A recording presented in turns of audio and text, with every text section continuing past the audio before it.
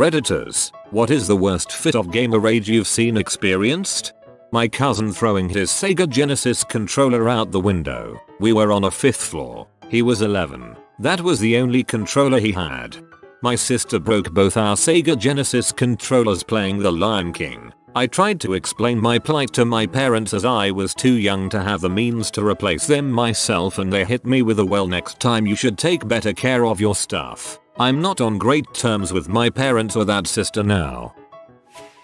World of Warcraft. Wrath of the Lich King era. I was in a guild raiding ICC. We got to the 4th boss quickly, but it took us 4 months to kill it. One night someone suggested a different method from the one the guild master was making us do, and the guy flipped his freaking crap. A grown-ass man just started yelling to the point his voice broke into a scream, going on about the disrespect everyone is giving him by telling him other methods and not being able to kill it. The guy actually forced people to server migrate the next day, £20 quid ago, on their mains and alts which had raided with them so they could find better talent. Never seen anything like it in person since then. Joke was on him though. The 8 or so of us who stayed behind joined another guild and we completely cleared the place in 2 weeks.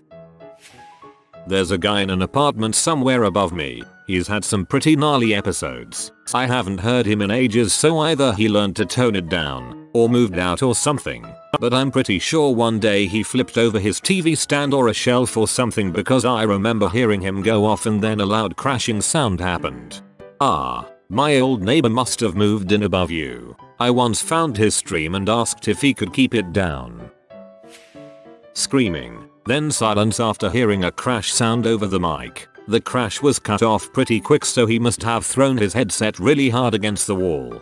The sound of victory. First screams, then silence.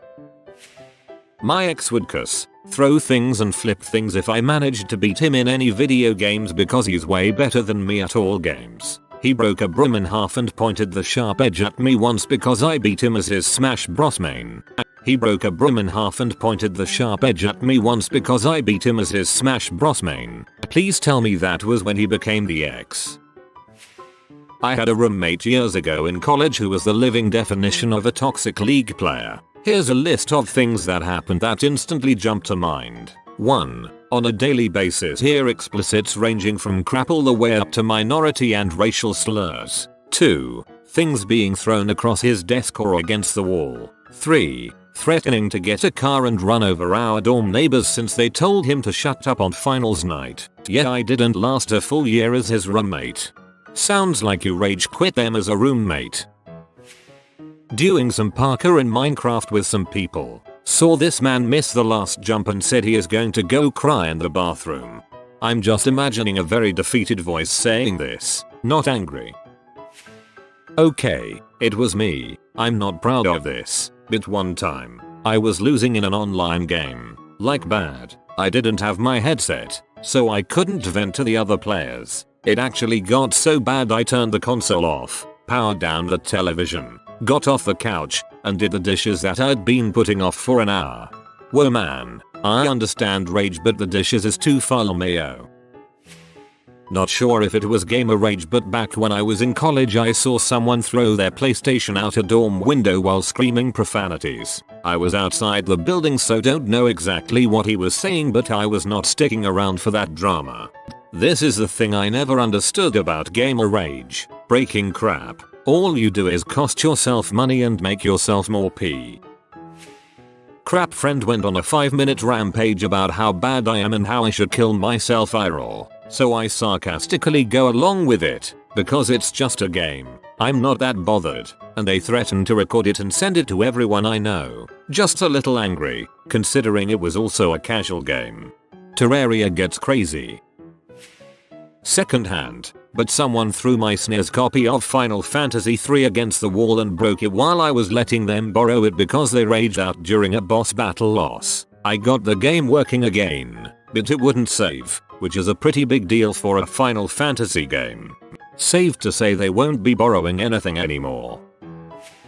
I was playing Tekken with my friends. I'm very good at that game, so it was hard for them to beat me. We were having a good time. Then a guy wanted to challenge me. I beat the crap out of him, but there was one round that he had me almost dead. Everyone was thrilled. Then I won. He got mad and threw my controller against the TV, breaking it and the controller, then crying at me and saying I'm sorry. I was just shocked. Days passed and he just disappeared from the earth. Yeah, the good old days. At the arcade, some guy was trying to master playing both sides of DDR. He kept losing and getting more and more frustrated. I thought he was just pouring that anger into go fast cause dudes started getting really fast. Then he lost one time to men and donkey kicked both screens. He was shaking the bars of the dance platform when security started getting close and he bolted, threw a trash can at the glass on the way out shattering that. DDR doubles is serious business. I played tons of it years ago, as well at ITG2 doubles, and I've never had an episode like that. I have seen others that have major tempers over it, though. Years ago I dated a guy who was a gamer. He was playing League of Legends ranked. I don't play the game so I don't know the specifics. He kept losing and told me how if he lost one more game he'd go down to bronze or something like that. I tried to be the encouraging girlfriend and told him to play one more and I believed in him and he could win that one. He lost and then said it was all my fault for making him play, that he should break up with me and never listen to me again. I remember staying up at night for days and days crying myself to sleep about it and telling myself I was an awful person. And now I've been out of this relationship for a few years. I look back and wonder, why the frick did I stay that long? If he got demoted down to bronze he definitely wasn't that good either. I think bronze is the second lowest tier out of I think 7. This happened on The Gathering in 1998. Back then huge bulky CRTS was the way to go. A guy sitting a couple seats away from me was spending most of the time there playing team-based FPS XMS. He had a lot of rages, hitting the table, screaming SND so on. So much that the people sitting around him kindly and jokingly asked him to calm the frick down the first evening. He didn't make much of a nuisance of himself throughout the night. Could see him vibrate with anger at times though. This calmer behavior continued the next day and all was fine until he just went totally insane. First there was this loud primordial scream and he showed himself backwards so hard that he crashed pretty hard into the guy sitting on the row behind him.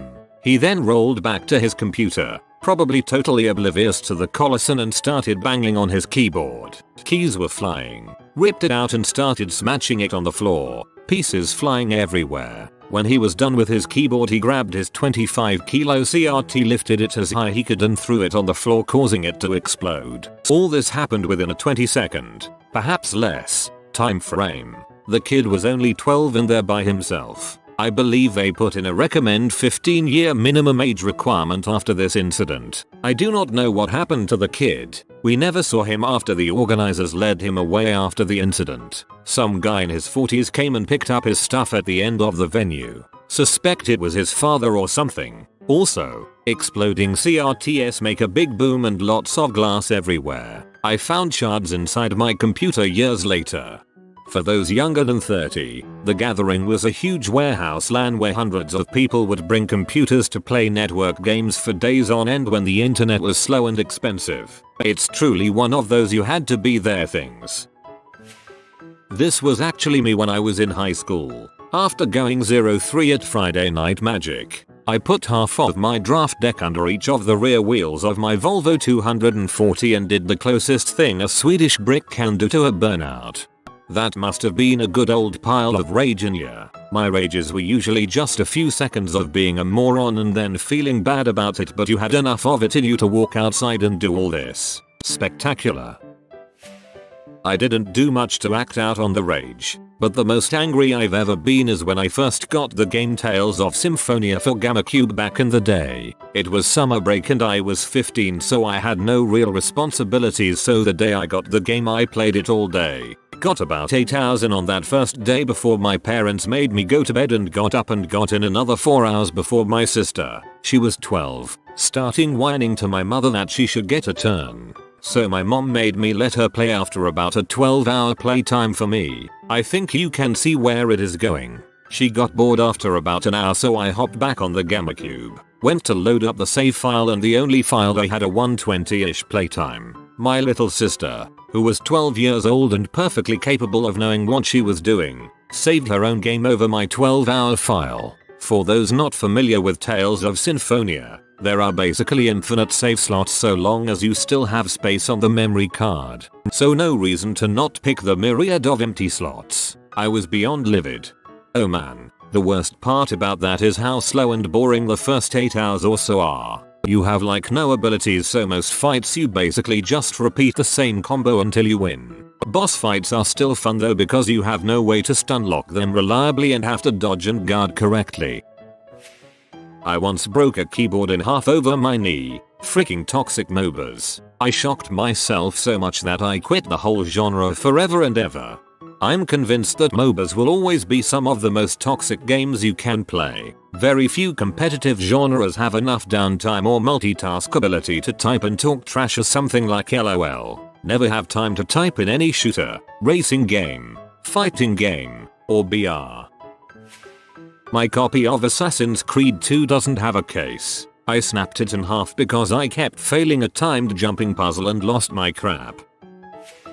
In a TF2 casual match, someone got a 8 kill streak as sniper. I killed them. They were whining in chat how I was a tryhard. I ruined his fun, etc. Then called me a cheater and tried to get my team to vote kick me from the match. Didn't work out. His teammates were so tired of his crap that they vote kicked him from the match. Might have been a year ago from now. I still remember it to this day. Felt really bad because 8 kill streaks are really hard to get.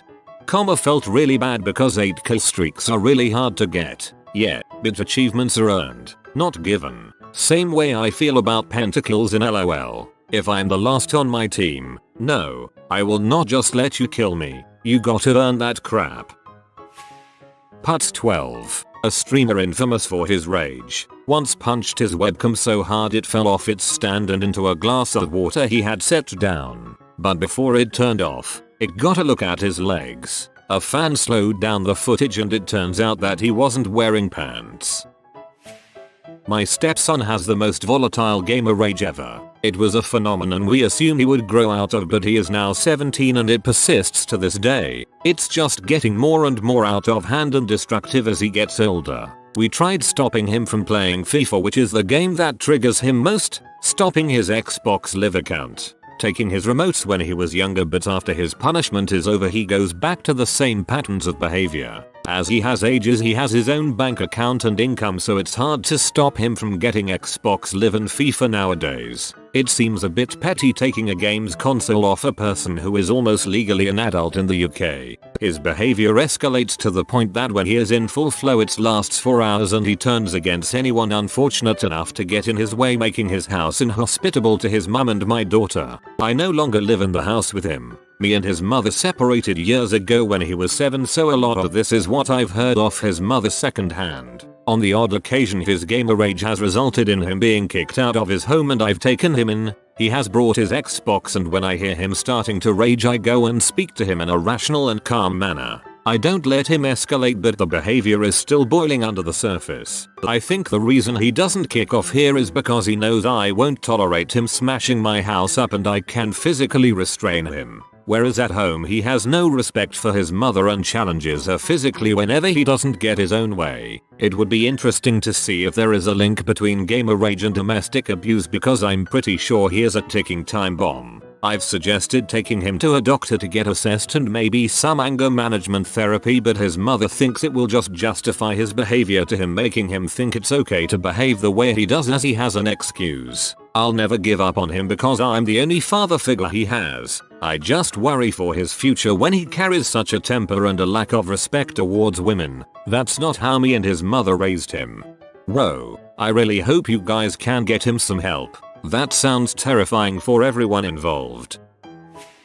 I used to babysit our neighbor's son after school. He was an absolute terror, spoiled rotten, and whenever he got in trouble, it was either baby talk until he got out of it or blame everyone but himself. He loved video games. His mom gave him whatever he wanted. We fell into a rhythm. He'd come over, I'd get him a snack, he'd do his homework, and then he could play video games for about an hour or so until his mom got home. He loved Mortal Kombat, probably not the best game for him, but it and Dead Rising were the only ones he was really interested in. He would not even try anything Nintendo, and most of my Xbox games were in the M category. He was the classic case of when he's doing good, he'd talk trash. Thankfully just to the NPCs and not to real people. But when he'd get beaten by an NPC, he'd repeatedly slam my controller down on the floor. I'd tell him to stop, he'd stop, until he lost again, then he'd be right back to slamming it on the floor. I'd tell him if he did it again,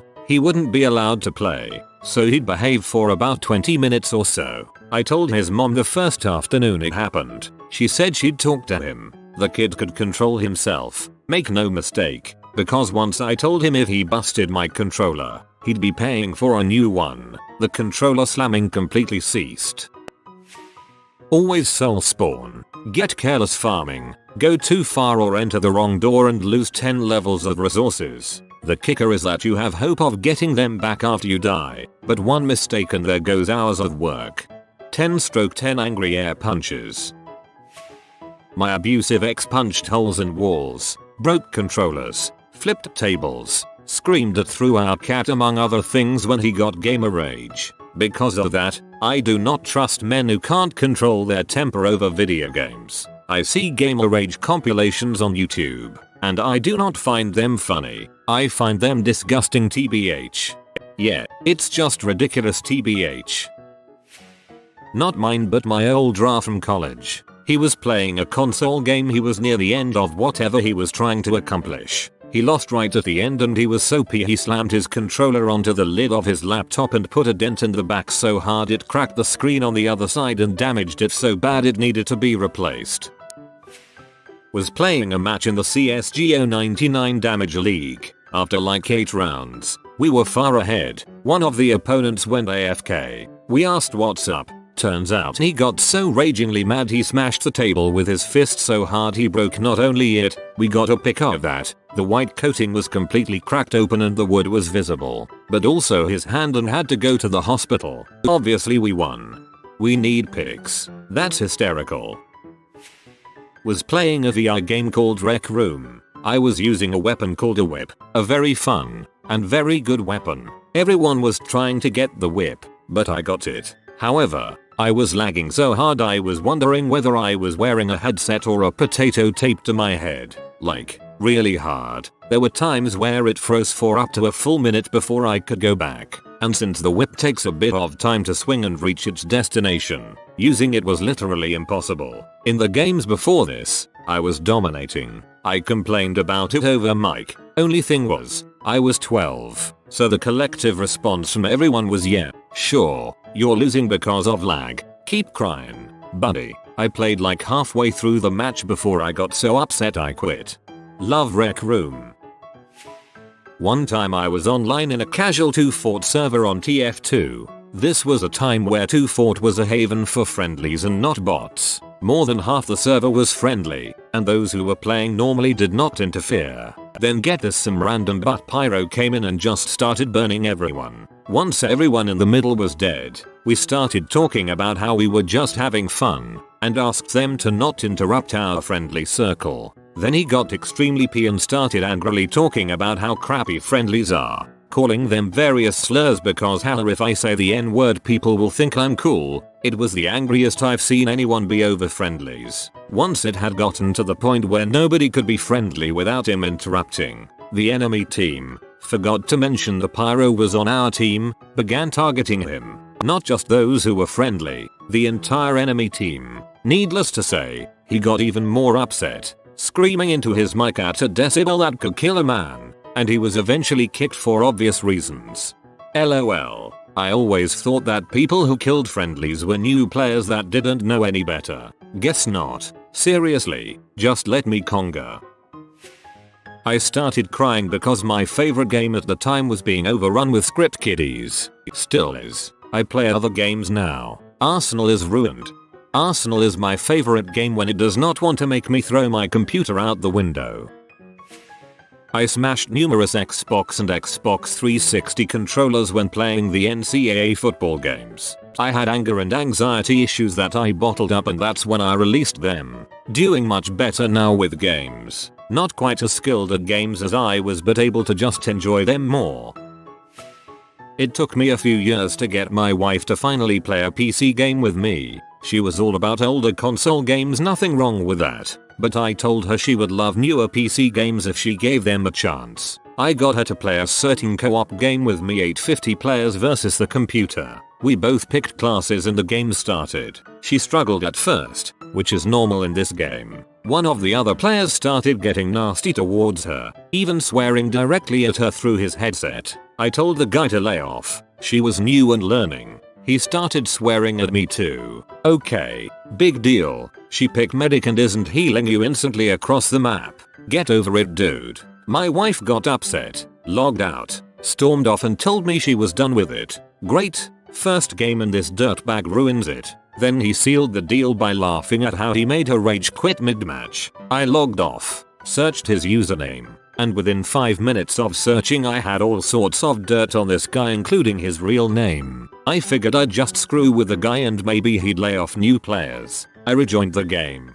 He instantly goes, "Oh, look who comes crawling back. Mr. White Knight, hey, it would be nice if you apologize to her." Chat goes dead silent. Then I got a massive slew of F-bombs thrown my way, including him saying some pretty rotten things about my wife. Okay, friendo, we'll talk in a few. I alt-tabbed, made an account with his profile picture and messaged a few links to his wife who I had found on Facebook. I returned to the game and said, "Hey buddy, that was my wife that you said those things about. Now she doesn't want to play." Speaking of wives, does yours know that you have an active adult friend finder account? Or that you've been bragging about cheating on her? Or what you call her behind her back? He spouted back all sorts of profanities. Said I had no clue what I was talking about, etc. Easy there buddy, your wife's phone is about to buzz. I think you have some splaining to do. Within seconds he logged off. I didn't see him back on Steam again. I told my wife, "Hey, don't worry about that jerk anymore. I think he's gone for good." 5 or 6 months later, my wife asked whatever happened with that guy as I was retelling the story to a mutual friend. Out of curiosity, I opened that fake account and had a message from his wife thanking me for letting her know. I clicked her profile and saw that they were no longer together. He got thrown out, and most of her posts were about not putting up with abusive relationships. That's legendary. Go you. Sounds like you really helped a victim, and I hope your wife gives their PC games another chance. Game developers of Reddit, what is the worst experience you've had while making a game? Was told by boss that we are supposed to create an online simulation game with integrated educational material to gain score points so that users can learn about various financial concepts while playing the game. I was excited, but after tons of modifications requests, it turned out to be video player combined with couple of drag and drop MCQs resulting in automated assets unlock animations giving user no control of simulation. About to submit this in couple of weeks with a P morale. Educational games have a tendency to have very little player agency. Less than 12 hours after the launch of our MMO, it became apparent that we had a problem. Characters skipping so fast it looked like short distance teleporting. Characters being hit and taking damage while no enemies appeared to be around. And a bunch of other really strange desync issues. None of our testers were able to reproduce this, but we could all see it happening on the live servers. We had most of the programming team trying to track this down, working 24/7 on all sorts of theories including networking, cheats, logic errors, bandwidth issues. I found this maybe 24 hours into the search. Turned out one of the oldest and most fundamental parts of our game engine used floating point for time, the time that was propagated to the entire game. This had worked splendidly during dev and testing, because we never kept a single game session going for long enough to accumulate floating point errors. Had the dev originally creating this part changed it to integer base time, pushed out a tiny update, and then we all went home to sleep for 12 hours. Great story with a happy ending. After about 2 months working on a project, my boss comes over and says she needs to move my shared virtual drive to another location. She said she would use a Unix terminal to perform this risky task. I watched her type the wrong command and before I could say anything it was done. She started whispering to herself, "Oh number, oh no, I have deleted your drive. I'm so sorry." She had indeed deleted my entire drive instead of moving it. No version control, no backups, no getting it back. Just gone. She said I could take the rest of the day off and start rewriting it all tomorrow. It wouldn't take me that long. How kind. 2 months off work. I went home filled with rage and thought of never coming back. The next day however I went there and started rewriting everything. It wasn't actually that bad. It only took about 10 days and everything was much cleaner the second time. A mental exercise I recommend to every developer out there. It only took about 10 days and everything was much cleaner the second time. Absolutely. Whenever I've had to rewrite code, without fail the rewritten version works better and takes a fraction of the time to write. Worst experience I've had that concerns making games is getting started with a team of remote members who all eventually stop working on the project. No commitment, basically. Many years ago I wrote a game for the Commodore PET, a dungeon crawler type game. The PET had a cassette as this was pre-floppy days. I had to heavily optimize the memory usage to fit the game into memory and finished the game with 0 bytes left. Saved it. Apparently it take more memory to load than to save because I could never load the game again. Backups and printout were not a thing yet, so lost forever. It was the best game I had written ever. It was the best game I had written ever. This is not the best game ever written. This is just a tribute. Being too lazy to comment my own code on long-term projects. My coding style has changed quite significantly in the last 2 years I've been working on a mobile game. Having to go back and digging through old code is just not fun. Community college. Was in a class where we had to work on 2 games concurrently, 1 group and 1 individual, because that sounds like a recipe for success. Group slacked so much that the night before both projects were due I just had to say screw it and had to finish all the programming of the game with placeholder assets. I was hardly behind on my work but was waiting on their work to finish things up. Got done at some point in the morning and proceeded to finish my individual project because I was an idiot and slacked on that one. Totally my fault. Got done with both projects at 7 AM. Turned them in at 8 AM. Got 100% on both because my community college had low standards. Lack of patience with myself, leading to game abandonment and forgetting about it until a Reddit thread 15 years later. Now I'm curious. Natural artificial behavior for NPCs and enemies. It took me nearly 6 months to stop having a follow scripting protocol and instead react based on the environment and not what X says to do. Every night was miserable, lying awake in bed and thinking about why it wasn't working. But now that I have finally finished it, I'm basically 99% done. 4 years of development in, solo and about 155 gigabytes later, I can finally start doing music.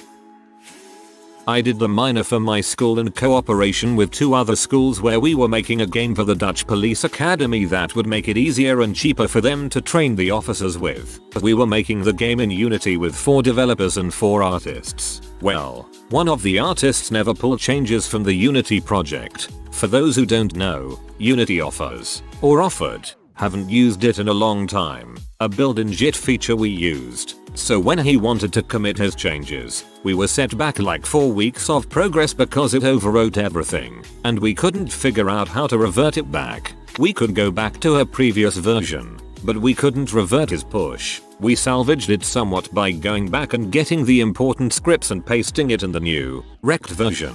But considering the next day was the end of a sprint and we were to show what we had, we weren't happy, and we already didn't really like that artist. It was a project for school, so I don't know if it counts, but I was working with Unity for the first time and my dumb butt decided to transfer files. Half of the game broke. It was 2 AM, and I had to do a presentation of it in the morning. I've made it a personal rule to not work on code past 1 AM or so. It's almost impossible to do any meaningful work when I'm tired. Having great ideas, putting it together and spending around 8 hours making an intro cutscene only to find the character won't turn the right way, getting that they won't listen, trying to fix it, fixing it and then seeing the fix messed up the rest of the cutscene. I ended up taking a long break, working on it for a bit then giving up. The worst experiences were early on where I didn't have enough experience to finish a concept and then abandoned it. The modern trend of smaller initial games as a way of learning is the right way to go. Worst part for us was dealing with people on Steam purchasing the game because it was cheap and then leaving negative comments because it wasn't a AAA title level of polish. Just make it more expensive.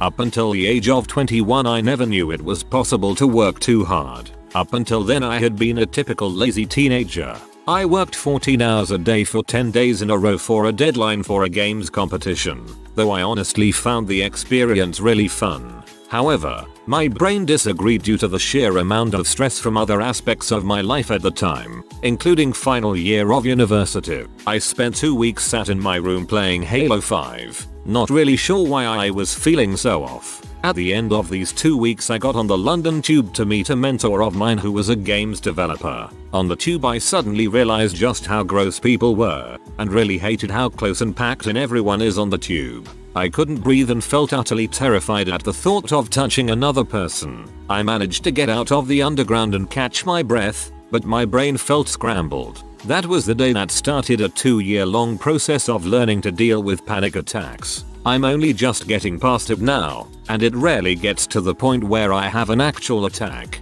I've learned to listen to my body now and I never feel guilty for taking naps or staying in bed late. I know it's my body forcing me to relax. The advice my mentor gave me that day, when I met him, was, if you ever feel like you're pushing too far, make a chicken salad, or something. Just do something else and take a break, you're workaholic.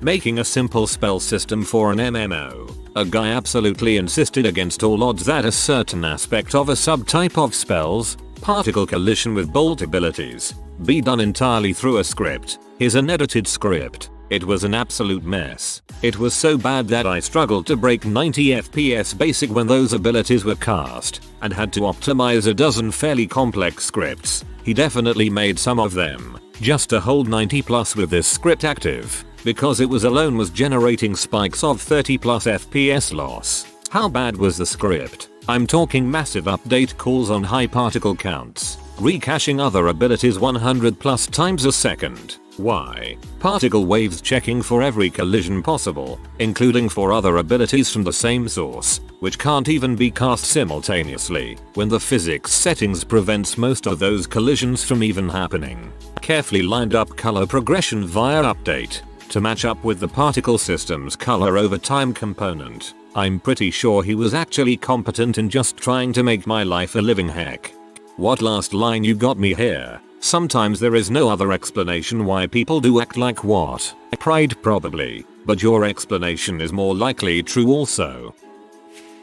After a week of working 16-hour days to push out content for a big demonstration for the company owners, they decided that they hated everything we'd spent 2 years doing and wanted almost of it redone. It was portrayed as being all our fault even though they'd offered very little guidance as to what they wanted beyond vague generalizations. Lots of player choice hard sci-fi. It also didn't help that they wanted a tremendous amount of work done very quickly by a too small team, and they wanted it all done impeccably. I was let go shortly after, with the rest of my team following shortly after. I was devastated at the time, but can recognize now that I kind of dodged a bullet not working for them anymore.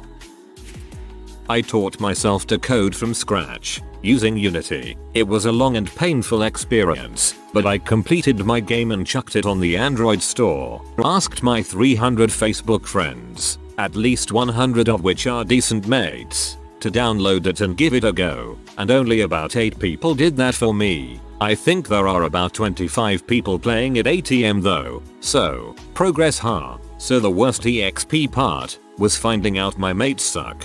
8 Facebook friends actually following through with downloading a game and trying it out doesn't seem like a super low number to me. I'm still a student, but one time in my second semester I was super far behind on all my projects because I had 7 classes that semester and every one of them had a huge assignment, all assigned in the same week and due in the same week. We did not get much time to work on these projects. For one of them I thought if I stayed up and never stopped working I could check all the requirements in a day and then hand in something kinda trash, but still acceptable. I stayed up for 40 hours straight and I couldn't even get the core mechanic of my game to work. It probably would have helped if I took a nap at some point. or even just a break for anything longer than using the bathroom or waiting in line for food at the cafeteria, before heading right back upstairs to work while I ate. I was definitely burnt out before I even started, and that kind of exhaustion only made it worse.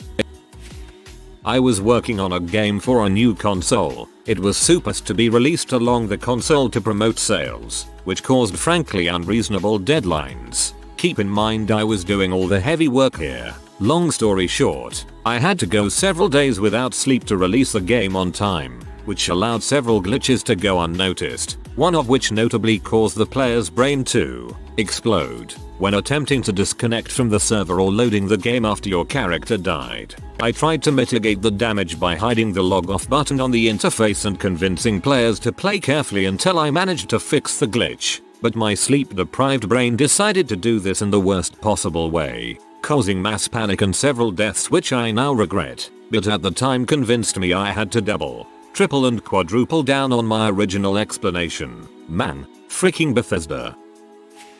Not a game developer, but I voice act in indie games, most of which haven't ended up being finished, but I mean, I got my $15 for the hour I put in. The worst one was when I knew I was voicing a dating sim, but the developer said it was really cute, and I liked the screenshots and needed the cash, so I said sure. After reading one script of harmless lines, dev sends me a message of, hey, could you do another quick script? First thing on the page was essentially my character begging for anal sex. I noped out of there so hard, refunded the guy and told him to delete my voice clips. We worked over Google Drive too so I could delete them there, but he may have downloaded them. I stalk the dev regularly to make sure I don't have to sue him, but it's entirely possible he just had an oddly specific say of trying to get customized audio p.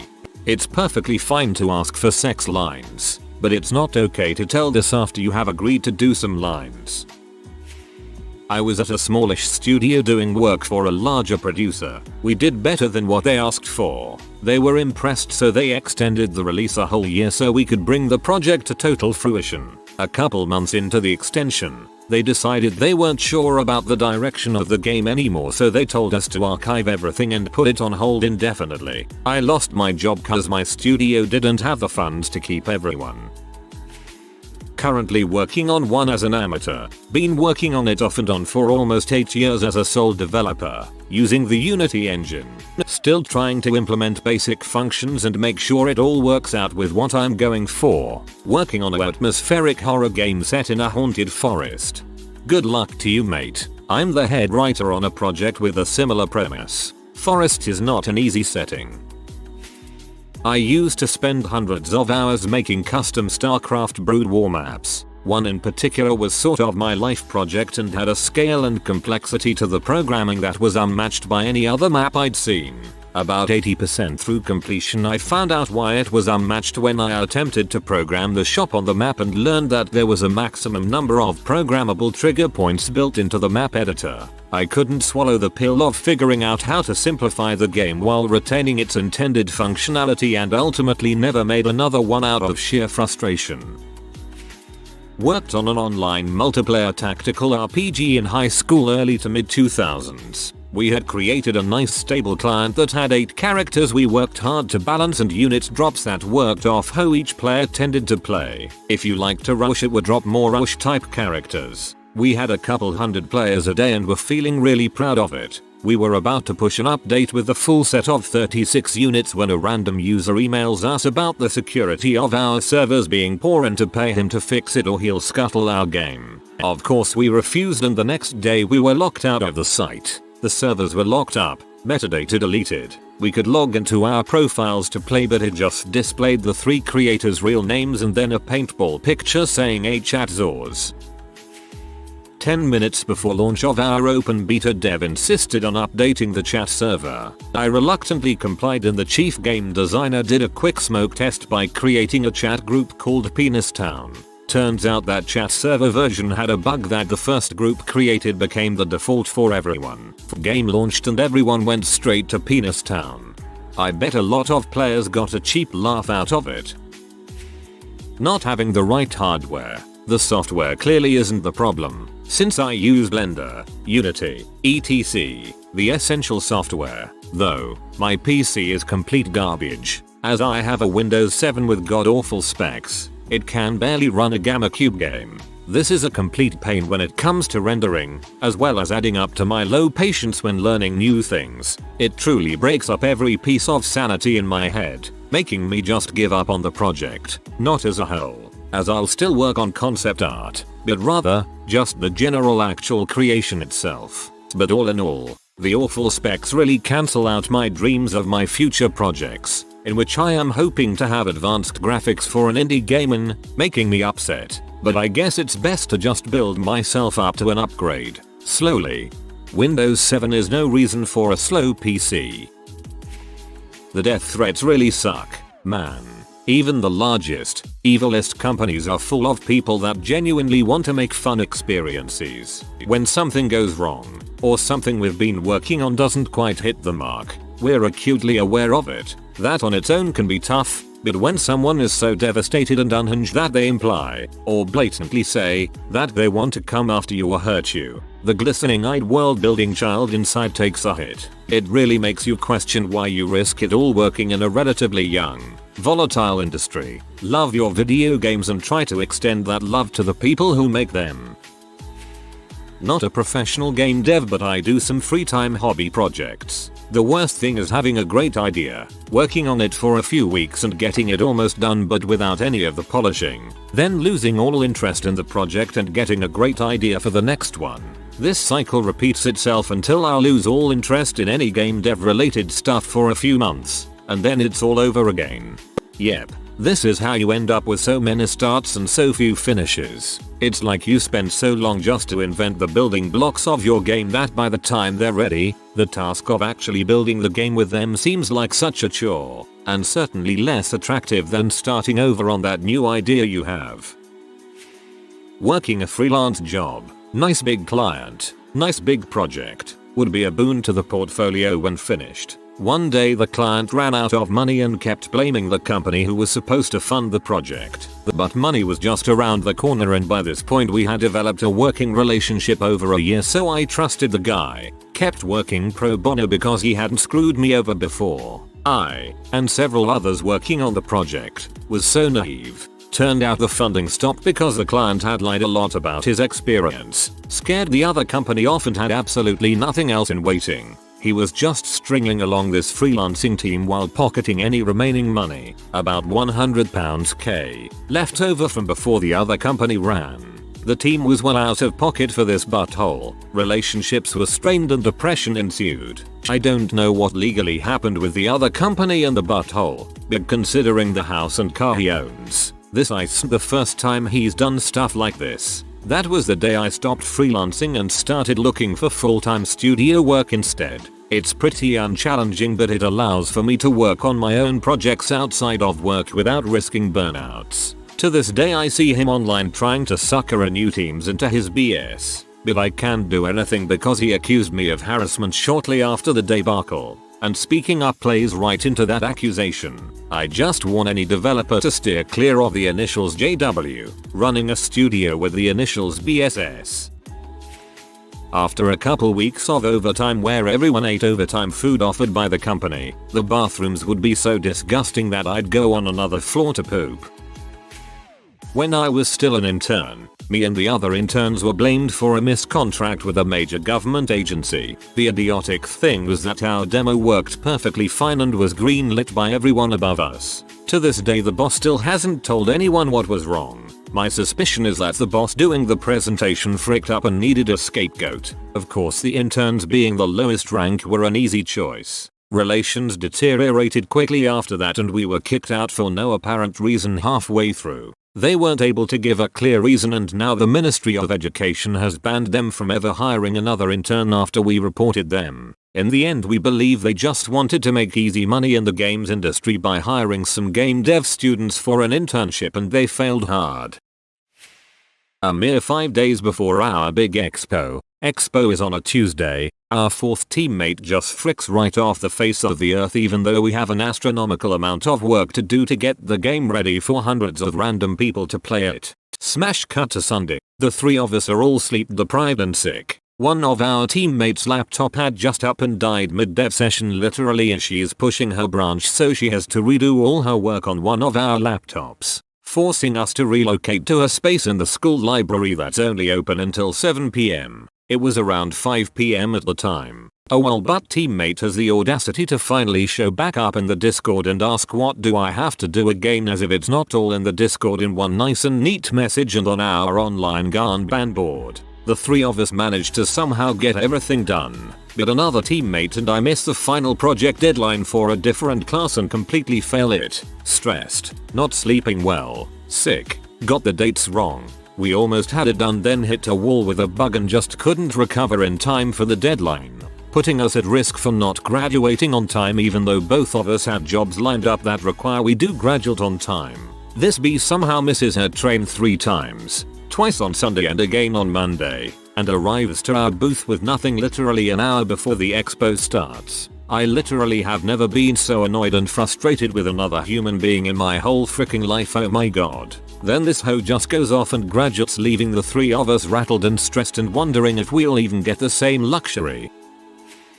Making a game. Russian GTA style top-down shooter. Made everything myself including music. Spend an entire weekend adding props, NPCs, destructible walls, several particle systems, map building etc. File corrupted, all 6 backups gone. About a year later I try again, Russian GTA 2.0 get even further than last time, add cars that you can drive, different enemies, roads etc. Corrupts again, all backups gone. Moral of the story? Don't use a space in the project name in Game Maker 1.4. I only have a really early version of the game, before I decided to turn it into Russian GTA, but I can't access the project file to build off it because it got corrupted. Game developers. What is something gamers on the internet always claim to be easy to do or fix, when in reality it's a real pain in the butt? Adding multiplayer to a single player game. Making a multiplayer game is okay, but adding multiplayer usually involves rewriting a lot of code. From experience, those bugs that we have no idea how to reproduce are the worst. People can only give vague descriptions like it just stopped like that, and then you spend hours unsuccessfully trying to have the same issue. Convincing managers something is worth the effort. Those who don't actually make games or know how they're made somehow make all the big decisions. I believe this is common in all industries, lol. I was told to just weld something unweldable a few minutes ago to make a customer happy. Least I get to say no because it's unsafe, but now I feel like the boss man be looking at me funny. Server maintenance, and the unforeseen delays on getting the servers back up on time, along with any number of reasons this gets delayed. Specifically replies to people saying shouldn't they have tested for this stuff 1? That sentence was thrown around a lot during the New World beta. That's the point of the beta, to test the backend servers to make sure they work well.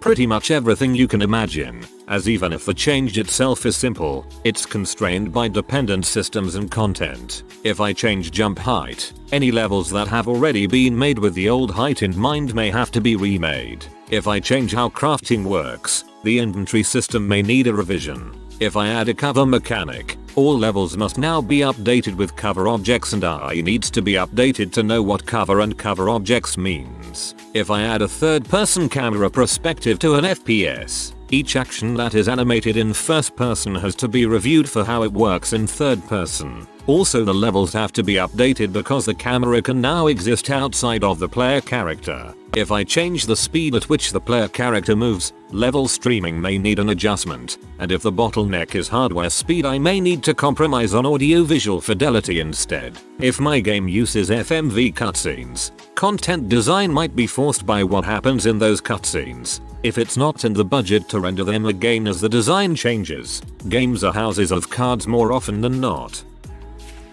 I love how I am scrolling through the comments and see pretty much every aspect of a game being listed, game designer and game developer commenting and just agreeing XD. For me personally, I work in research and QA right now, and let me tell you, QA is not just sitting around and playing the game. I'm sorry, but the game isn't even remotely finished and it's not balanced or fun at all just yet. So no, I am bored af going through the same motion. seeing every bit of the map for the 10th time, trying to find some bugs the programmers have to fix. It's just annoying.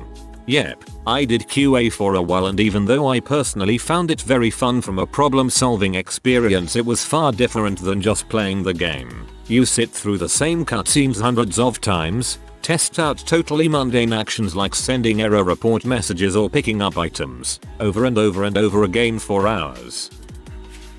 Why not just add an easy mode, hard mode? Yeah, and have to rebalance every single thing in the entire game a second time? That's no small task if you want the new mode to not be completely unfun. See, every game where the hard mode just turns the enemies into damage sponges and nothing else. Not a game dev, but I hear people saying, why don't they switch to X game engine? The new demo looks so pretty. I'm sure that is a simple task, right? S. Former AAA game developer. The hardest thing the internet asks for and thinks is easy is just add multiplayer. I worked at a primarily single player studio, and our current project was going to be the first multiplayer game we launched. It was a custom engine, so it had to be rewritten around the new network stack, and that was written by a single rockstar programmer, which means he owned it aggressively and got angry at you when it didn't work, which was frequently. So, integrating basic gameplay things like object move to new position on client, have the other client's update basically had to flow through him, and he was a major bottleneck but also invaluable to the company. So, the lesson here is that to add multiplayer, you need a decent team of knowledgeable network programmers, whose skills don't overlap with normal gameplay programmers that much. Second, once we got the framework running, we were able to start implementing systems and handing the hooks for those off to designers to start scripting on top of. They'd do things like if damage changed, flash character red and play sound, that sort of stuff. Educating non-technical designers on how to write good multiplayer scripts was a non-trivial task, and that took a lot of development time fixing their bugs. Simple things where it would work on the client machine, but not the remote machine. Finally, the largest issue was deployment at scale. Several crappy things happening, like our publisher accidentally giving away a few thousand copies, but that's another story. Like I said, our tech stack was fairly rickety and new, so we had regular logon and profile issues, matchmaking problems where the matchmaker gave up too early, and game desync issues. All of these led directly to a low player population. And guess what makes matchmaking and bug finding even harder? Low player population. In the end, the plug was pulled shortly after launch, and the tech was recycled into another multiplayer game after we hired several more programmers and designers who had experience with these sorts of things. The project that launched after it was more successful. All in all, this process took about 6 years. Every single player game where the developer hasn't done a multiplayer game before would probably have to go through this, or similar, to make that game multiplayer. So when you say, just add multiplayer, that's around a $1 million ask, as an underestimate. The craft of game design is mostly invisible, despite what all those game design review youtubers would tell you. Putting a game together is a million microscopic little things that nobody would ever realize. For example, yesterday I added a HUD display for the user's coin count. However, the game has a multiplier feature so that each coin you collect might actually be worth 2 coins, or 5 coins, or 100, or 43,584 coins. I wanted a nice little thing where instead of the HUD tally changing instantly, it would rapidly count up. So if you got 5 coins you'd see the counter go BRRRR and add all the numbers on one after the other. Except the speed that makes this look nice for 5 coins doesn't work when you just got 463,337 coins. I tested it and I had to wait over a minute for the HUD counter to catch up to the correct coin tally. Totally unusable. So it has to change the speed that it does the little count up animation based on how many coins you just got. So I wrote some code that dynamically increases the speed of the count up proportionally with larger numbers. That's just for a dang coin counter that nobody will ever look at twice. No game design YouTuber is going to point that out. No gamer will ever notice. But you'd notice if it was wrong. That's game development. Product owner, this is changing too fast. Makes me disoriented and confused. Get rid of it. Also product owner, I like the coin sounds that Candy Crush on my phone makes. Can you add that? making design decisions. Every other gamer goes, why can't they just make an open world, sandbox, MMORPG, DMC combat party mechanic, battle royale, but also MOBA with interactive story with moral choices and social links and multiple wafers and deep world changing decisions and farming mechanics etc etc. These devs are lazy. Every other gamer thinks just because they can imagine it, heck, not even imagine, just remotely think about smashing 8 of their favorite games together in no particular controlled fashion. Quite often, simple design decisions have an insane impact for the rest of the game. While I don't play it myself, LOL is such an example. Change a single weapon on a single hero or character, IDK, and someone will find a new playstyle and a new meter until it's imbalanced, and everyone doesn't blame the devs for it. Nobody's really said it yet, but from second-hand experience, sound, lots of layers, lots of optimization, lots of trigonometry, and when it fails, it's usually very noticeable, and especially so in a competitive game where players often rely on, or respond more quickly to, sound cues. A bit meta, but listening to any type of public opinion demand and applying it, if your game has any semblance of a community around it, chances are, people are complaining about something no matter what. The whole process of, identifying of your game actually have a problem, or if it's just a vocal minority complaining, or even if the thing they complain about that would be extremely problematic to be removed because of the purpose it was implemented in the first place. Identifying the problem. Players usually suggest about a lot of solutions without understanding a thing about how to keep the team's vision, how that logically work, why they are complaining etc etc. So we have to find the actual root of the complaints. Worry about budgeting and time constraints. No time to fix that bug that doesn't lock the game. The deadline is approaching. Never gets revisited. If an actual problem is found and there's money and time to fix it, figure out how, considering all the moving pieces of the game and what experience they're trying to convey. Test the heck out of it. Implement it. It still might still be buggy even with testing. People complain and send death threats anyway. I feel like many gamers do not realize how hard it is to fix design elements. It is often treated as if someone just needs to redraw it. The point is, that is just part of the work. You also need to incorporate that everywhere, and while I'm not a game dev, I can imagine that depending on what it is about and how modular it was programmed, this can get quite difficult. I don't understand why devs can't just fix this one little thing. Well, that one little thing is built off of a chain of logic that applies to a bunch of different things, and changing just one variable could very well fix this one little thing, but break everything else. What video game level can go frick itself? The mission in Jak 2 where you have to deliver a vehicle intact to the other side of the city while you are being chased down by enemies. That crap took me at least a week to complete it when I was a kid. Infuriating. Echo the Dolphin. As a whole, as a child I had no idea what the frick I was supposed to do. I'm in my 30s and that crap still pisses me off. Yes, I haven't thought of this game for 20 years, and yet it was my first thought when I read the title of this. I could never get past whatever early stage of the game it was. I remember once my friend made it over the cove and that was a monumental moment. Spiro Ripto's Rage. The trolley in Breeze Harbor. Every time you fail, the annoying bird asks trouble with the trolley. I hate that bird in the rest of that level.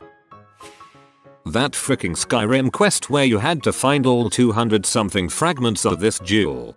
Stones of Banesia. Downloaded a mod with location markers for the gems and still never finished the quest. Deep Nest in Hollow Knight. Don't get me wrong, it's a very well designed level. Just foo-uck that place. If you played the game, you 1000% understand. It's creepy as crap. 3 words. Path of Pain.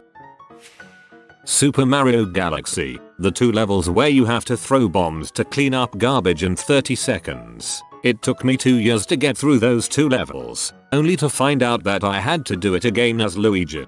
How about some of those purple coin levels where the floor drops out? I died so many times. But yeah, frick that robot. The level in The Force Unleashed where you have to pull the Star Destroyer down and you're getting shot by TIE fighters the whole time. Frick that. Pull IT out of the sky, repeated every 40 seconds. Teenage Mutant Ninja Turtles for NES. The water levels with the electric seaweed. Underwater maze level with limited air and you can't touch any of the walls. The library on Halo 1. Looking back it was amazing, but holy crap, the first time playing it, especially on Legendary, was like a 2-hour job getting lost and dying, lol. In Red Dead Redemption Undead Nightmare, where you meet the last ever Sasquatch. He's depressed and lonely and you have to choose to mercy kill him or leave him to suffer. I still think about that from time to time. If you played that, what did you choose? I decided to end his misery and then later saw more Sasquatches and was like, oh number. Honestly, screw Stardew Valley's Journey of the Prairie King. That entire minigame is heck. Took me a ton of hours to beat it, and I don't even want to imagine the no death challenge. Very relieving once I finished it though for the first time. I hate Jumino Kart so much more. Quit after failing the first level over and over. Not so much a level, but more so a quest in Skyrim. The Nettlebane Blade quest, where you go into a grove of witches and they smelt you to Gaia with fireballs. Oh man, I just remembered the frost troll on the way to High Hrothgar and how many attempts that took. Pretty much any level that is considered a speed bump level. These were very common during the 8-bit and 16-bit era of games. These levels are designed in such a way to quickly ramp up difficulty. Did you cruise through the first and second level? Great. Well, you're about to hit brick wall on the third level. The most famous ones. The monkey level of the Lion King game. The third level of any Super Star Wars game. The dam level in the NES Turtles game. Battletoads bike level. All designed to slow down the player for two main reasons. Limited memory made for limited game lengths. The speed bump made it feel like you were getting your money's worth. It combated the rental market. Consumers were more willing to buy a game if they rented it numerous times and couldn't beat it. Once you beat a speed bump level, the next levels are still difficult, but usually not annoyingly difficult like speed bump levels. Special mention. This isn't a terrible level, but it was a nice frick you for a young kid. In the original Red Alert there is a mission on the Allied side where you need to infiltrate a forward command post to stop nukes from launching. However, targeting certain buildings will trigger the nukes to launch and then a countdown timer starts. I think it's 45 or 60 minutes. So you think you only have X minutes to beat the mission. So you think all you need to do is take over the forward command post and it's over. Nope. Very next mission takes place inside the forward command post. If that first mission took 57 minutes to beat, congrats. You now have 3 minutes to beat the next mission. Good luck. Edit again. I would also like to point out adventure games. The classic click and point adventure games. Some of them were fine with puzzles that made sense. However, some of those games had puzzles that can go frick themselves. My highlights. Day of the Tentacle. Amazing game with mostly clever puzzles that made sense. Except to open the locked trunk of a car you need keys. Keys that are only found if you happen to close a door while in one of the bedrooms. The keys were in the door. 7th guest. This game can technically be beaten if you don't do this puzzle, but frick that pantry soup puzzle. King's Quest V. Might as well say the entire fricking game. This game is extreme balls. The entirety of the Lion King game is insufferably difficult, and I read it was, as you said, so that you couldn't beat it during a rental window. The problem was you also couldn't beat it if you owned it. Dragon Age Origins. The Circle Tower. Jesus freaking Christ, that stupid shape-shifting labyrinth. If there was an option to kill all the mages and avoid that entire sequence, I would do it. Oh god, the Fade. Just super hard rooms in a confusing level. Not knowing what is coming and playing the first level with the flood on Halo, especially if playing in the dark in the middle of the night. 20 years ago me legitimately turned it off after a few minutes and came back to the game the next day. I feel like that's a good level though, it was just such a shock. Now the library, that level can actually frick off. Little Big Planet, the Wilderness. The level before you fight the Collector. Normally, this level is fun, until you have to ace IT. Not dying in the level was irritating, because the second to final obstacle was a giant electrified wheel that would kill you instantly if you touched any of the electrical parts. RGG wheel was so hard. Took me forever to time all those jumps just right. What pain in the butt. Agree, it's one of the hardest levels in any game ever. Insane. The level in Donkey Kong Country where you're in the minecart and keep having to jump out to get more oil. Frick that level. Oh, and Whitney's milk tank. Always Whitney's milk tank. Ah, don't you love the peaceful and beautiful scenery levels at the poison swamped areas on any FCKING Dark Souls games? D. The trick is to stop worrying about the poisoning. Otherwise it is just like Finland in the fall, dark and wet. Not a famous one, but a personal experience. The Tibetan village in Uncharted 2. The tank chasing you is a one-hit kill, and because it auto-saves at certain points you can get saved into a spawn kill. It took me like 50 tries to react just fast enough in the right direction to not get immediately killed when the level loaded after a terrible autosave spot. I even had to put the game away for a bit before I could finish it. I was so frustrated and exhausted. That mission in Kingdom Come Deliverance where you have to infiltrate the human base. It's so goddamn annoying because if you get found out, you basically get swarmed instantly, and it is so hard to not get discovered. Dress as a human soldier and you can get in. The subway part in The Last of Us, that, and the high school. I played both of those levels on max difficulty, and they can die in a fire for all I care. Fighting the bosses in Mortal Kombat. Your hits did minimal damage and you gotta time it right because they kill you with 3 hits. Not even easy mode would protect you. OMG, Shao Kahn anytime you fight him in Mortal Kombat 9 made me so mad. There's a pattern to beating him each time but still was frustrating. After reading through the thread, it seems water levels exist just to torture people. Also, frick Whitney and that BS cow. Whitney's milk tank using rollout made me want to roll out, roll up and commit murder. Oh, it has to be the god-awful jet ski level in Uncharted, Drake's Fortune. That level brought up rage I didn't know I had in me until I had to turn the game to easy eventually, and it was still hard as heck.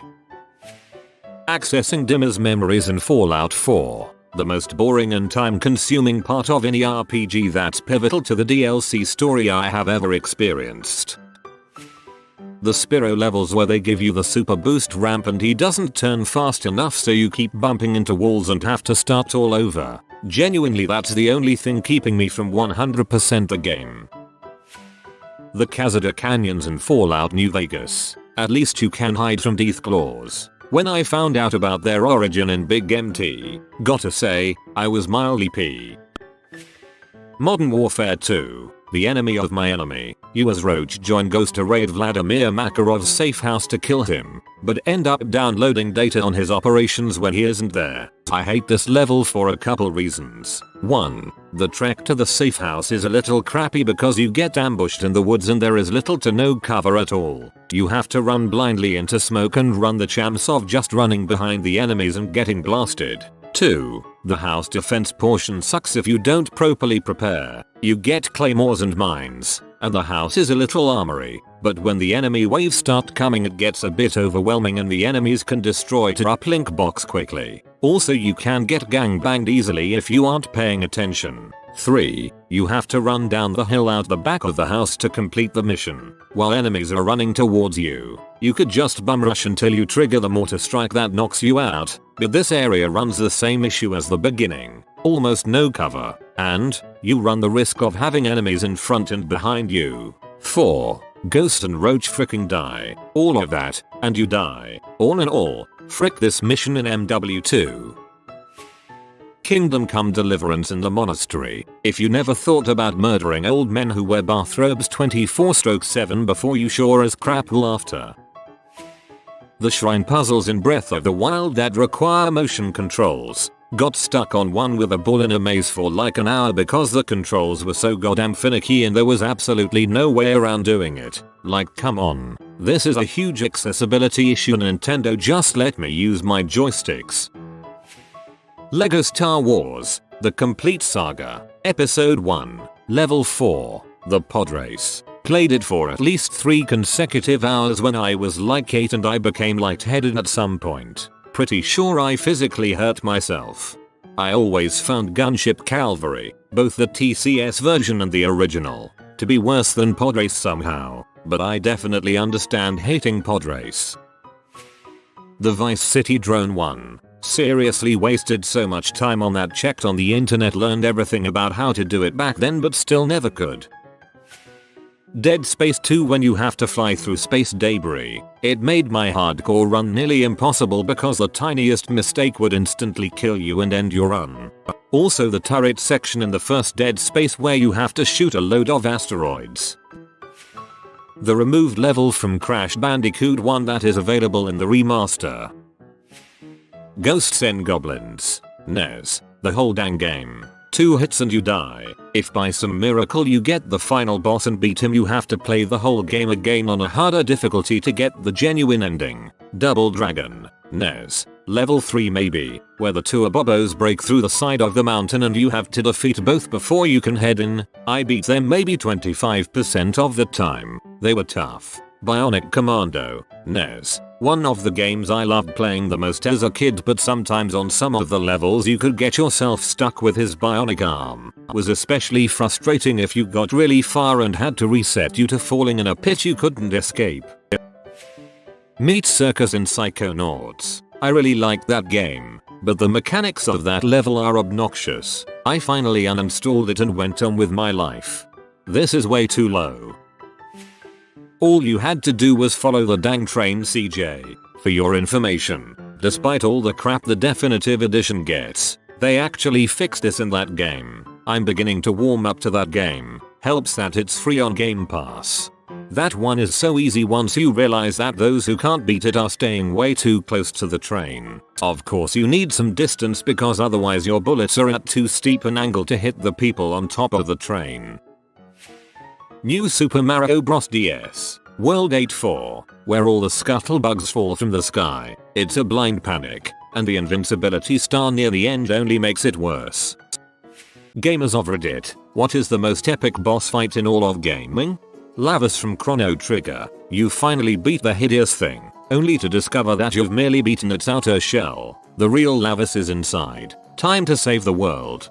Yes, the music for this fight is incredible, and I absolutely loved that the fight went back through all the bosses you'd beaten throughout the game, forcing you to remember how to defend against certain attacks, and what its weaknesses were. That was such a great boss battle. I really love the Nameless King from DS3. DS3's final boss of the main game is great as well. Gigas in Earthbound. He's the living embodiment of evil and his mind is slowly disintegrating while you're fighting him. At one point the game actually starts talking directly to you and not your character. Heavy crap for the target demo of that game. That's some Eternal Darkness level fuckery right there. So powerful that you can't even beat it by yourself. You have to pray for the help of the people you've met throughout your journeys. Amazing game. Psycho Mantis from MGS1. As a 10-year-old kid, him using the rumble to move your controller was the coolest thing ever. That boss battle was innovative in so many ways. My brother and I actually defeated him without changing controller ports. It took every last bit of health, but we managed to hit him one last time before an untimely death. When we found out you could cheap him out, we were pretty sad at the loss of all our rations. Gwyn, Lord of Cinder, from Dark Souls. Haunting soundtrack made that fight for me and really tested all the skills you had to acquire to reach him. For me, Halo 2, the scarab thing that stomps all over the city that you have to chase down and get a sword. Epic to me anyway. Dear humanity, we regret being alien bastards, we regret coming to Earth, and we most definitely regret that the Corps just blew up our raggedy ass fleet. I remember that scene being so epic, with all the pelicans coming in hot, jeeps hauling ass, snipers on the rooftops. Good times. The end in Metal Gear Solid 3.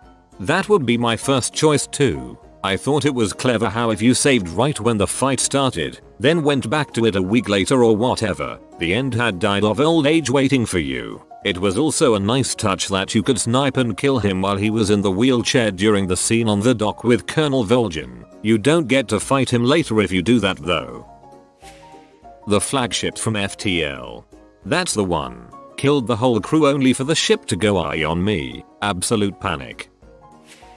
This was a situational boss fight for me. My buddy who is trash at playing video games was playing Resident Evil 4 because I always played that game. I have completed it several times on both normal and professional as it is one of my favorite games. Well, my buddy had miraculously made it to the part where you have to fight both of the Gigants and the mine, except he had no ammo left. He had saved prior, so either he had to magically make it through or restart the game. I took the controller and beat them with only the knife. It wasn't the easiest, but I freaking saved him from having to replay the entire game.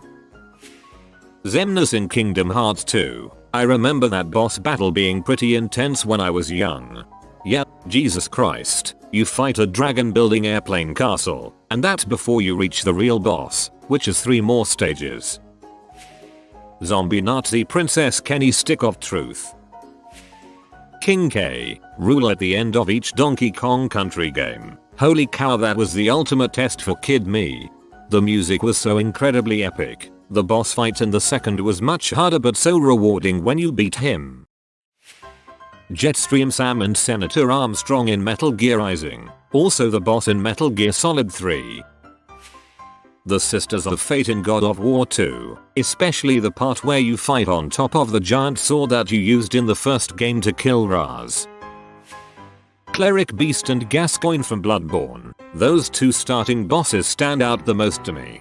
Cleric Beast was when you knew the game meant business. Gascoigne introduced you to the magic that was hunter fights. Wonderful start to a wonderful game. Poseidon. God of War 3. Any God of War boss fight really. A lot of the ones that come to mind for me are from FFX, Unalesca, the Omega Weapon, and the various Seymour fights in particular. Frick yes, that game had some great bosses. Brazka's finally in. That fight was the crap. And that fricking music. Such a great game. Shadow Queen. Paper Mario. TTYD. Hands down. The Phase 2 music really sealed it for me. I never got around to beating Skyrim on Xbox 360 for years. I'd play and play and play. Take my sneaky ninja archer to high level. Doing everything. Exploring every inch of the game. Take a lightning bolt caster mage up. Take a summoner up. Take a thieving backstabby guy up. All sorts of combos. It was all about the journey. Then one day I made a big fricking Nor with long black hair and long black beard and said I will never use magic on Sven. Sven's role in life is to split people in half with a great big axe. That is all there is in life. That is best in life. If Sven were a real person, he would be a surly non-comedic Gaston with a small heart of gold. Drinking, fricking, and splitting people in half for the glory and defense of Skyrim is all there is to Sven. I only used shouts and crappy low-level healing magic to lower downtime after fights. I never healed in battle ever. If I died and tried harder next time. I didn't kite. I didn't do strategy. I ran at the bad guy and hit it till it was dead. I didn't craft. I didn't do crap but run at things and cleave them. I didn't sneak. Ever. When I met the Assassin's Guild on him, my solution was to cleave them all. Frick everyone. This is my axe. It was the most fun I ever had in Skyrim. Turn off brain. Charge. Hack. One Saturday night, I realized that I had half a bottle of Jack Daniels left about a year or so ago. Our kid was out early from a long day, and I jokingly said to my wife, I want to get drunk and beat Skyrim at last. She said, go for it. I got him if he wakes up and you can sleep in. I began drinking. I began cleaving. I journeyed drunkenly to the halls of my fathers and Sovngarde and drank from their table and fricked up everything in my path. By the time I reached the afterlife, I was rip-roaring drunk. To her amusement, I barely drank since that night. The final battle isn't particularly hard against Anduin, but it's one of the most satisfying I've ever done. It's a great story conclusion. I rarely play Skyrim anymore. Nothing can compete with Sven's moment of glory. The last Witcher 3 DLC fight against that vampire. That crap gave me goosebumps. That was a great fight, but the best villain in the game was Odin. Truly terrifying. The Elite Four in Pokemon Blue and Red. I almost cried at the end because my team won and my Pokemon fought so hard. I was 10 at the time, then my batteries died. I thought fighting Red in Pokemon Gold was more epic. Fighting yourself from a previous game. Bowser, Yoshi's Island. Giant Bowser walking at you paired with that music was absolutely terrifying. For such a light-hearted game, that music was pretty freaking heavy. Any boss fight in Shadow of the Colossus, easy. Sephiroth, Kingdom Hearts. Mr. Freeze from Batman, Arkham City. Good example of designing an open-ended boss battle. You really have to start getting creative towards the end of the fight. Portal 1 and 2, Sonic Adventure 2 Battle Final Boss. The Final Hazard and Bio-Lizard were super fun to fight, although the Bio-Lizard was the bane of my existence. Although now that I've played it again semi-recently, like within a couple years, I can say with confidence that I've conquered my fears. It has to be the fight with Electrocutioner in Batman, Arkham Origins. But seriously, the Deathstroke fight right after that was definitely one of my favorites in the series. MGS4, Snake vs Liquid Fist fight on top of a submarine. When the old Snake theme started playing, I was blown away about how quickly an epic boss fight built up by a series of games just turned into a depressing fight between two old men ready to die. Ballas, Cave Story. Man, Cave Story was so good for what it was, and I agree, the ending was remarkably epic. Ganondorf Ganon in Zelda Root. That battle had phenomenal atmosphere on the N64 version. The darkness coupled with the music was so intimidating. Twilight Princess. Every boss battle is epic. Maybe not hard but epic. I think that special mention goes to Star-Lord, by virtue of being the most fun. Destiny's Vault of Glass Raid. Love the crap out of it. Illidan Stormridge. Not for mechanics, just cause he was boss, plus Warglaves. Keelthus 2.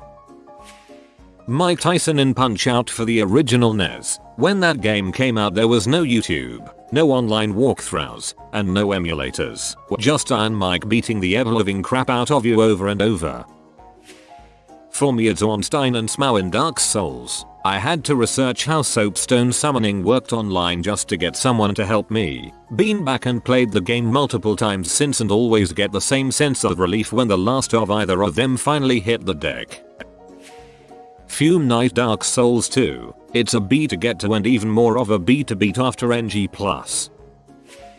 Ludwig the Accursed Ludwig. The Holy Blade from Bloodborne easily takes the top spot here. He perfectly encapsulates the gruesome, gory, violent and brutal feeling meant to be conveyed by the game. After killing him you feel like a true hunter and slayer of beasts, not to mention the lore significance attributed to him and the nostalgia for Dark Souls fans. Considering how intimidating and vile some of the beasts in this game already are, the fact that this boss takes it to another level is really impressive and makes him easily a top tier boss in Soulsborne. I'd like to say Portal 2, but I'm biased because of how many times I've killed Wheatley trying to match 6 portals. I'm at 7, but the jump to skip the 5th has so far proven itself impossible. Gotta admit though, literally shooting the moon is a nice touch. I'll be unorthodox and add in Halo CE. It's not actually the most epic boss fight, but I'd like to give the Warthog Run an honorable mention. In my opinion, it really does feel like you're fighting the map and time for survival, and it really was an incredible ending to a game that birthed an incredible series of games. Althean Destiny. Guardians make their own fate. Chills every time. Demise from Legend of Zelda Skyward Sword. Up in the sky fighting this giant black scaly thing with a sword bigger than you. Fun. Crow. Time Splitters 3. Black Dragon Calamite in Dark Souls. Not really an epic fight per se, but man, that feeling I had when I finally beat him. Never felt so much pride and satisfaction on a game than this moment. The Moon Lord is pretty sick. Or maybe the Cyberdeman from Doom 2016. Bowser from Super Mario Galaxy is also amazing.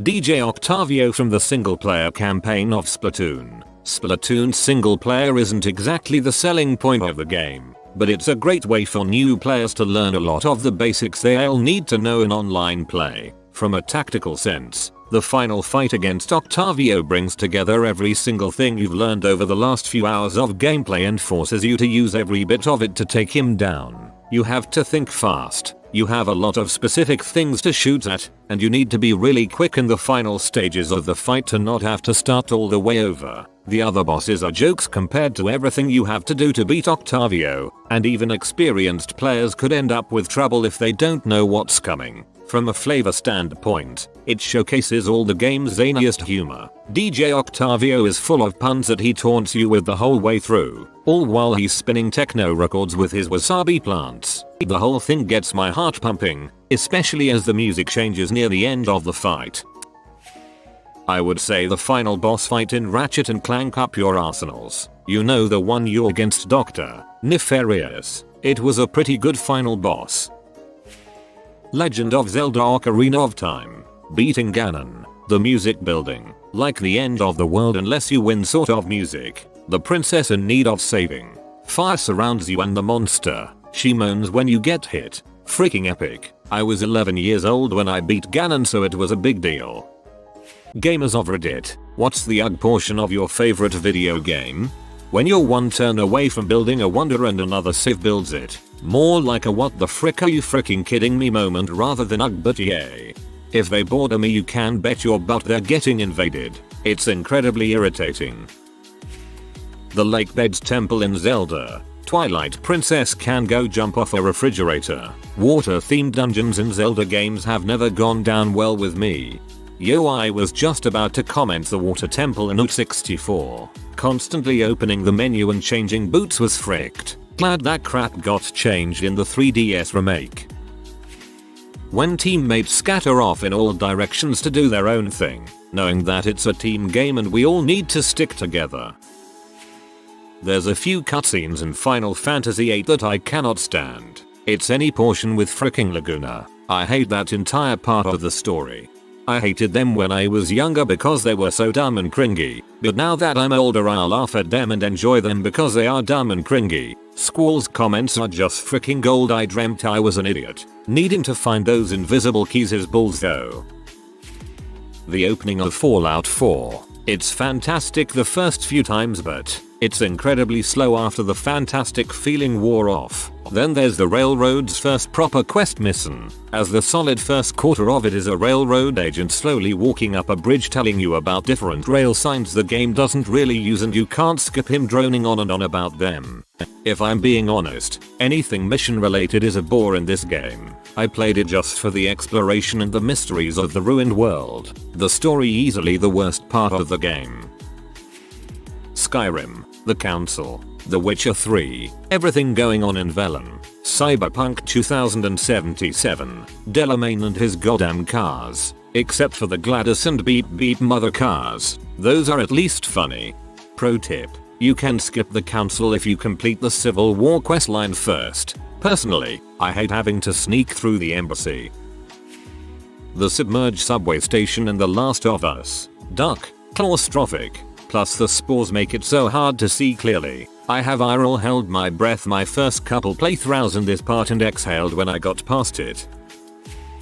I love the entire Fallout series, but NV 3 and 4 are my favorites in order. There isn't much about them that I don't enjoy, but there are a few parts in each where I'm all about just getting it over with. New Vegas, Honest Hearts is just kind of dull and I always just sort of rush through it. I'm also not a huge fan of the villa area of Dead Money. It always takes forever to navigate the rooftops every time I play it. Fallout 3, the subway lines, hands down. I just can't stand navigating those long, dark ghoul-filled tunnels only to wind up in the wrong goddamn place every other time. Fallout 4, I really dislike a lot about this one. It's still a good game and by far the most fun to play, but it's definitely my least favorite. The Vault Tech Workshop DLC is just dull and the workspace you are given is too large to fully utilize without glitches or mods on build limits, and the quests lack any redeeming value. The Automatron DLC just feels like a slog for little payout.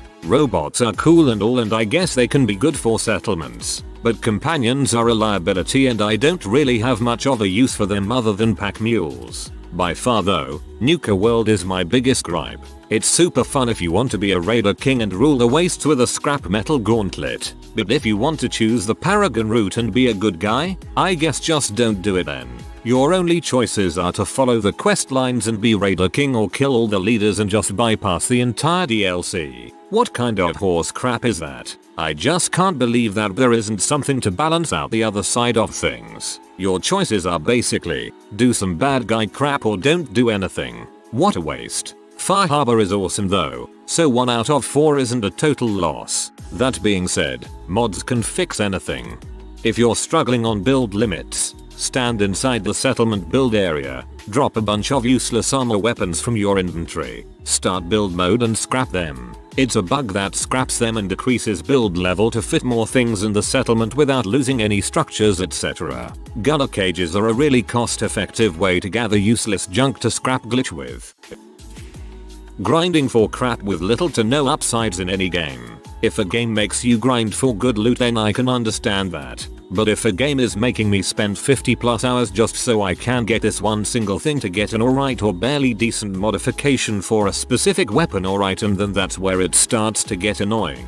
I've come to the conclusion that loot-based loot grind games play on human psychology more than anything. They dangle a carrot from a stick and trick our brains into playing them in order to grind for the best randomly generated loot. But at the end of the day, the cost benefit for the loot is almost never worth it. If you use any gear from your level, you're pretty much going to be as effective as if you were using all the ultra rare loot you spent hours grinding.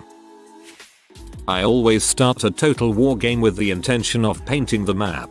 Inevitably, I crush most major resistance, end up with about half the map, and get bored.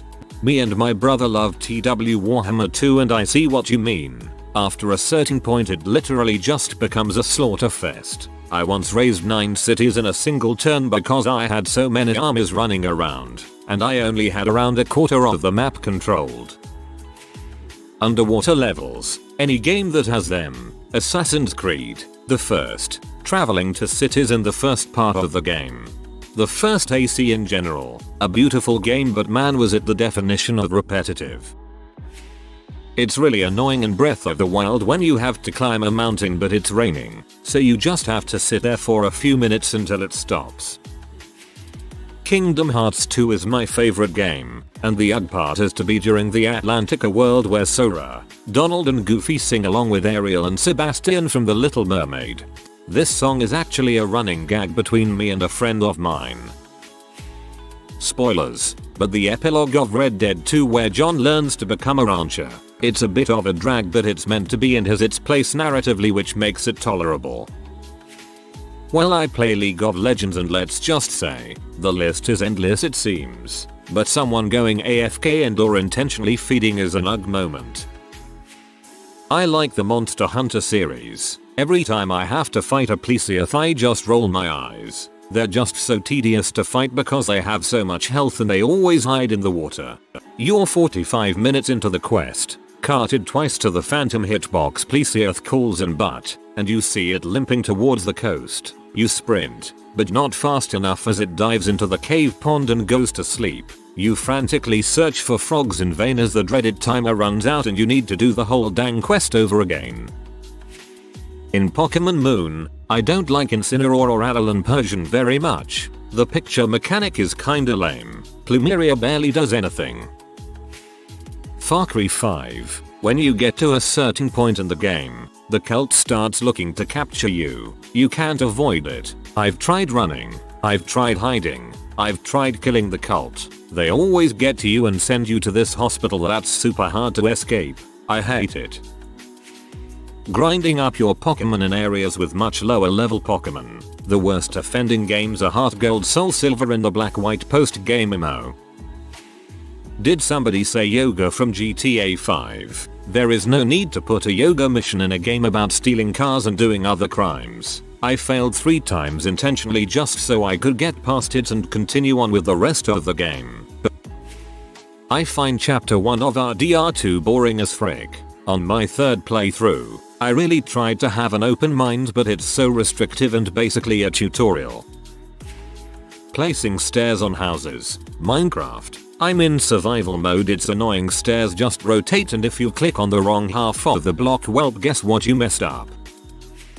Entire Dead Money DLC in New Vegas. It's so unfunny and annoying. I'm convinced it was deliberately created to be the biggest pain in the butt possible.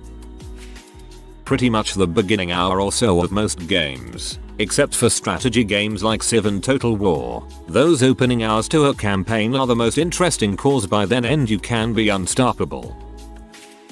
Divinity Original Sin 2 was a favorite of mine for a long time, except the combats. Playing hard difficulty wasn't hard at all, just annoying. Nothing is more fun than knocking down a dude forever and waste the next 90 minutes ticking away at his life, and then repeat for the next 20 fights to come. I should have played the game on easy and get done with the fights faster. That's how I feel too. There's so much I like about DOS 2, just not the combat. Usually people say the combat is the best part, but I just liked exploring the maps and finding secrets. It isn't my favorite, but the first game that came to mind was Super Mario Maker 2 and the done online lag. Maybe I should just play another game. I usually play Roblox for probably my entire life now, but toxic trendsetters were a day here. But before, the worst thing before was literally just how many unfun games that are just for kids that IDK what do play. Destiny 2, speak to a Mithrux, speak to Sun, speak to Ikora, speak to Sun, speak to Ikora, speak to Mithrux. Pretty much constantly moving from the tower to the helm just for some dialogue to continue my quest. As a LOL and Destiny 2 player, 3,000 plus hours on each game, my answer is obvious. The game itself, plus some portions of the player base are extremely toxic, although I met great people on there too. Series Space Colony. Sure, it sets up the story, but you don't get any sweet abilities. The real game starts when you touch down on Zeds. It takes like 2 seconds to complete though, and you get to kid yourself that this time you'll definitely kill Ridley before he escapes. I have a few favorite video games. Skyrim dying when you really shouldn't have it all. Undertale using all of the healing items you need for the next boss fight.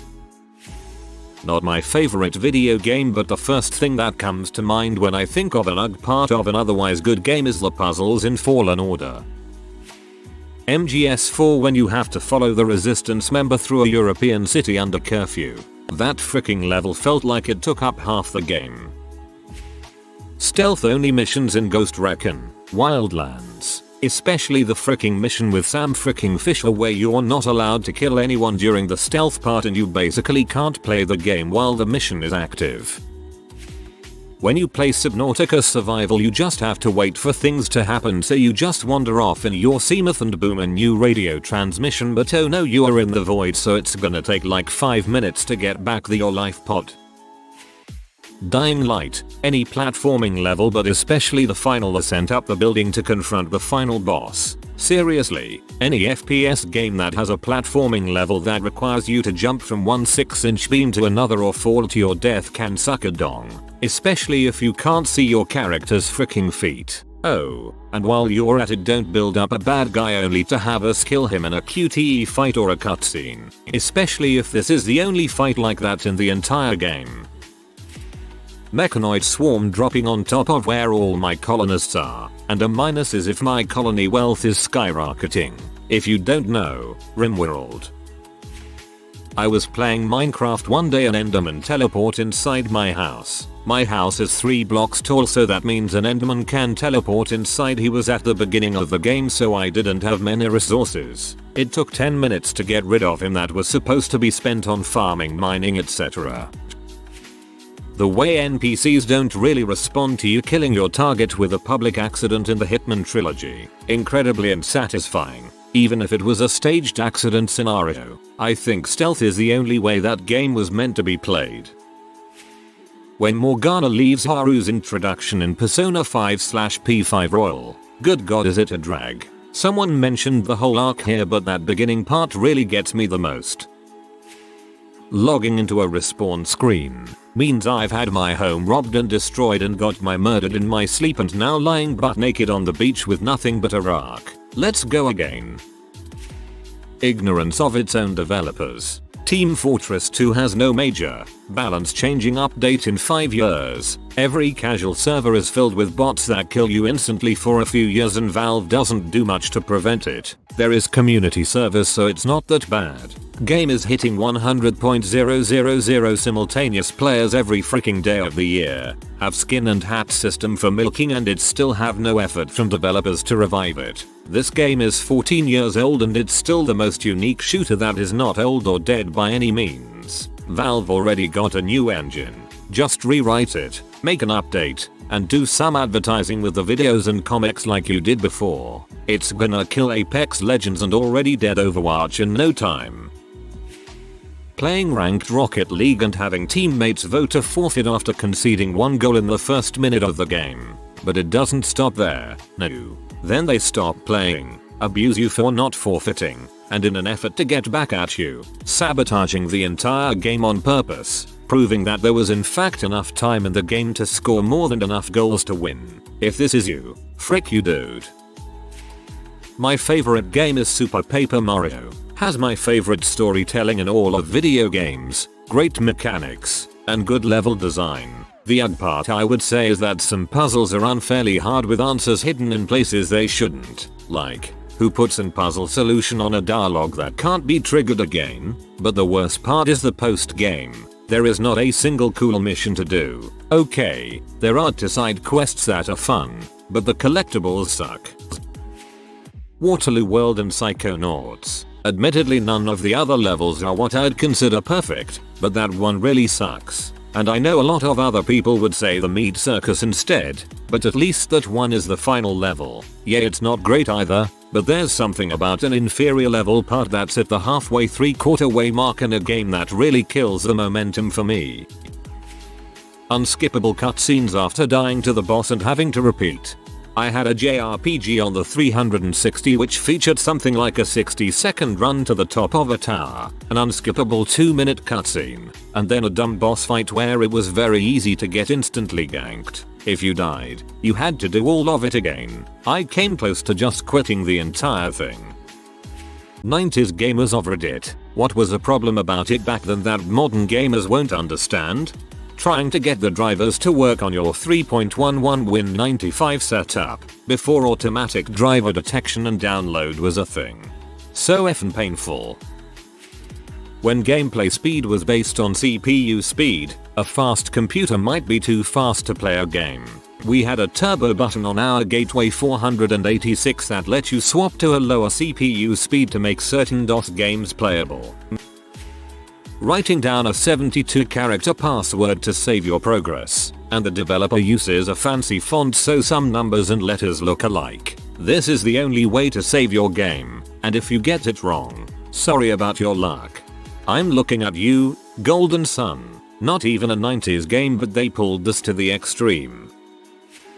You sat wherever the cord on the controller would let you play from. My couch was too far away so I played on the floor a lot as a kid. Asking your parents to use the dial-up internet so you can download a shareware demo of a game. It says it should only take a half hour? No, I'm expecting so and so to call. Okay. Or someone picking up the phone and nuking the connection and download. Pause game. Turn mouse over. Click off cover. Remove ball and clean. Clean rollers. Reinsert ball. And cover. Continue game. I used to like trying to get the fluff off the mouse ball in one strip without it breaking. Added some fun and jeopardy to the cleaning process.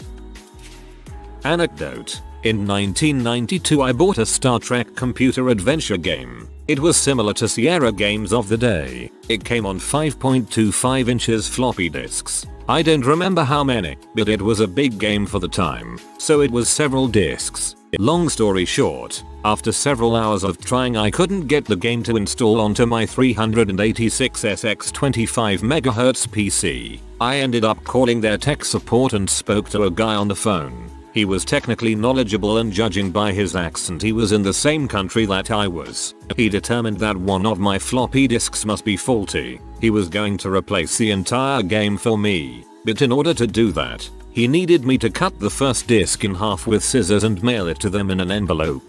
This would apparently prove that I was legit and not just trying to scam a free copy of the game. I did that, and a couple of weeks later I had a new copy of the game in the mail. It worked fine this time. So, in 1992, actually useful customer service from a game company, although it was slow and convoluted as heck. These days I would have just refunded the game to my Steam wallet without a second thought, even though I had to use the postal service and wait 4 weeks in 1992. I can't imagine trying to frick around with a game company's phone support these days. It would be a nightmare, if it were even possible at all.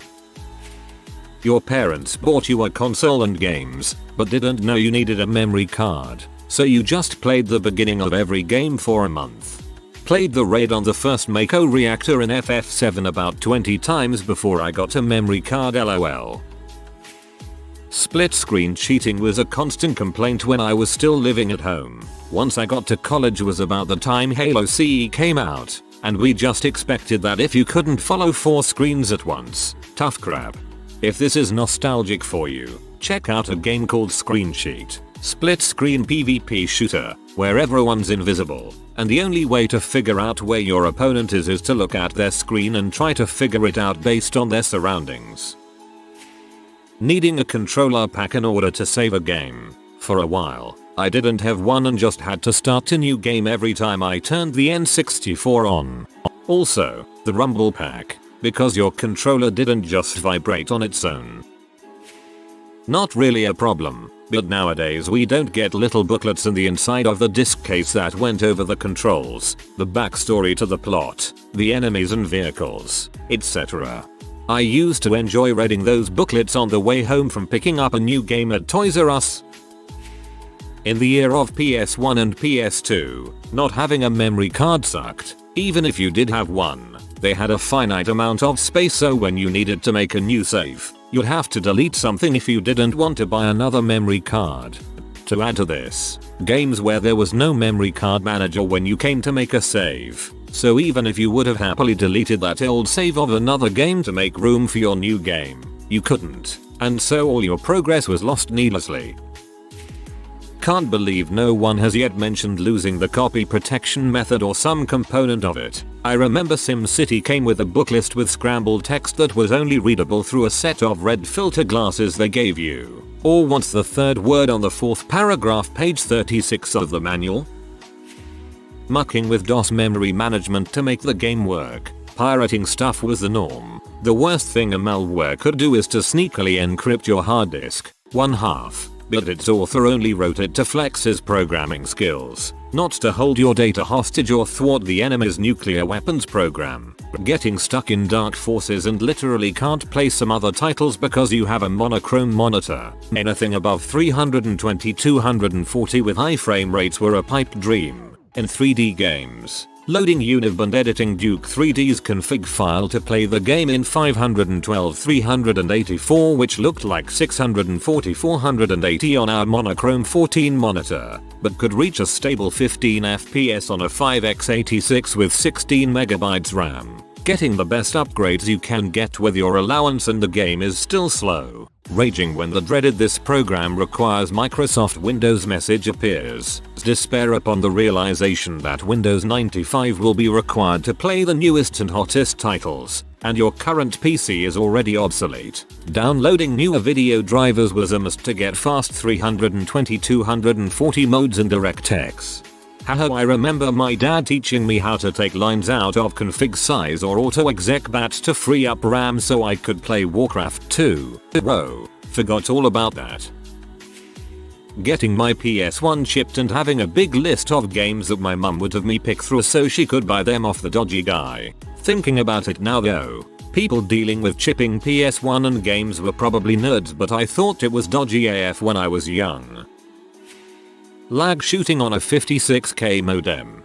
Games like MechWarrior had awful netcode that didn't account for latency. I just shake my head when people today claim 80 milliseconds is unplayable. Y'all have no idea. Yeah, you have to shoot the empty space to kill them, lol. Swapping disks. Hours spent messing with load order and config size and auto-exec.bat to tweak every last byte of extended and expanded RAM in the boot sequence. IRQs, cokes, dummy loads and 10-bit networking, no walkthroughs, finding and downloading game demos at 2400 baud from a BBS. The hours spent on config size and auto-exec bat files is largely responsible for my 25+ year IT career. Saving and writing down save codes to resume your game progress, getting a Game Genie for chests and having the cheat code manuals. That your knockoff copy of Crash Bandicoot you bought for £1 off the market won't work in your chipped PlayStation. Or that there isn't enough space on the living room floor to spread the star map out for Frontier. I lead to having to smash a game in one full weekend as it had to go back to Blockbuster on Sunday night. Playing some Japanese RPG game with no English translation and no walkthrough at all. Still managed to clear it after few months. And suddenly you get a weird cartoon slideshow mid-game. I remember playing the original Legend of Zelda. That game is hard as frick. I've played other NES games through emulators and Switch Online eShop. Sega games, hard as frick. Nintendo, hard as frick. Heck, growing up and playing PS2 and Xbox games were difficult. These days if you get frustrated enough, by the time you start searching for a walkthrough, not only has someone already completed most of what you're playing, but also posted and wrote a detailed walkthrough. Old school games are hard. Some didn't have maps, saves, difficulty levels, or lives. Most Nintendo games were hard as frick. Like, I would rather play Dark Souls than the speeder bike level of Battletoads. The first Mega Man would wreck you. Loading times. You ever play a game on a cassette tape 20-minute load time? Get game over, another 20-minute load time. Well, the believability of the graphics. Every new generation of consoles broke that reality of realism, but in the 90s that crap looked real good. Obviously the side-scroller games like Rayman and Commander Keen were cartoony, but games like Star Wars Jedi Knight Dark Forces, 007 GoldenEye, Star Wars Pod Racer, Lost, Ocarina of Time, and Tony Hawk Pro Skater captivated us with its 3D graphics. In some way we knew they could eventually get better, but it was near impossible to imagine until a new console came out and defy what had come before. An added bonus was getting a pretty dope Game Check's Quest in our cereal box. Sometimes, some cereal companies would just slap a full butt games in the cereal box. That was dope. Me and my dad got stuck on the last level of Jurassic Park for Sega Genesis. The raptors were attacking you and the only way to beat them was to shoot the T-Rex skeleton and have it fall on them. We did not figure this out on our own. My dad started calling people until he found someone either at Sega or the game company who told us the secret. There was no internet to look it up. Not necessarily games, but reading, writing, CDs, DVDs. Remember when your computer had like, yeah, let's pick randomly 3 of the 4 combinations of being able to read, write, CD, DVD. 3D games in the mid-90s, graphics, Metal Gear Solid, GoldenEye etc. We were blown away, but most kids now would be horrified. Not really a problem I guess, just a different perspective. Absolutely, GoldenEye was a beautiful game. What blew me away was Legend of Zelda Ocarina of Time. Going from Link's Awakening on OG Game Boy to 3D, glorious color and it was really something. Someone trips over the cords of the controller while their friend is playing and then the console flies off the shelf and sometimes gets totally unplugged from the wall, ending the game, which you could not save. It wasn't popular. Luke, it was popular, but it was popular for nerds and children. There was still a huge stigma with gaming and being another. Even among kids, the ones who played video games were seen as dweebs and less popular than the athletic kids. Now, a kid I went to high school with that was an athlete made $50 million streaming video games. Physical media in general. Today's generation won't ever understand the pain of dropping a PS1 Disc 2 of Final Fantasy VII causing me to be unable to advance in the game. In the really early 90s, maybe late 80s, you'd occasionally get a cassette tape of games from friends and no way to know what games were on there, or where they started, or even what they were about and how to interact with them. You'd diligently load each game and then make a note of the counter where it finished loading. Then you'd randomly press keys to work out what did what, and what the point of the game was. Price drops weren't as big and as frequent as today. That's why you took your time picking up a game, as it had to last you months. Unlike these days where games can be so cheap, people end up with huge backlogs of unplayed games. Also, depending on the year and if you had a computer with access to the internet, you couldn't just go online and found a complete guide or walkthrough video completely free, so getting stuck in a game was definitely a thing. My mate accidentally poured Stella into my SNES. Afterwards, any vibration would cause it to turn itself off. I would have to frantically save when I heard someone coming up the stairs because the moment they reached the top, dead. So, sometimes you have to blow into a cartridge to make it work. And find that sweet spot with the NES front loader. One issue that's maybe taken for granted today is how to connect your gaming console in a way that you can play it. Many TVs didn't have audio video cable lines, and consoles required it. Usually you'd have to go out of your way to purchase an adapter or sometimes two adapters. One to allow for a coaxial in the first place. It had like these two fork prongs that had to be screwed in with a screwdriver onto the TV. Then you could take that adapter and connect it to your adapter for the console. If you had a console and no coaxial adapter and had to use the audio and video cables, then you'd have to come up with interesting ways to connect it, such as connecting it to the VCR, if you had one, and then turning on the TV, changing it to the VCR channel, then selecting that it's a AV line. I think, looking back compared to today, it's a lot of effort compared to just HDMI and go. Speaking of wires, there was no wireless. You had to sit within 5-ish feet of the console, like right up in front of the TV, and usually that would mean sitting on the carpet, on the floor between the coffee table and the TV itself. Your miles obviously vary depending on location and parents, etc. But just giving an idea of the impact of wireless and how big of a deal that really was. Not sure if they still do it, but some video game stores like EB Games required you to be a certain age to walk around the store. I think it was 16. I remember my friend was like 15 and tried to sneak in like Solid Snake, hiding between shelves and boxes. Also, buying a video game magazine that did not come with a demo disc was deflating. Demo discs were amazing back then. Playing the same opening levels over and over because you were broke as crap. So having access to a half dozen opening levels was amazing.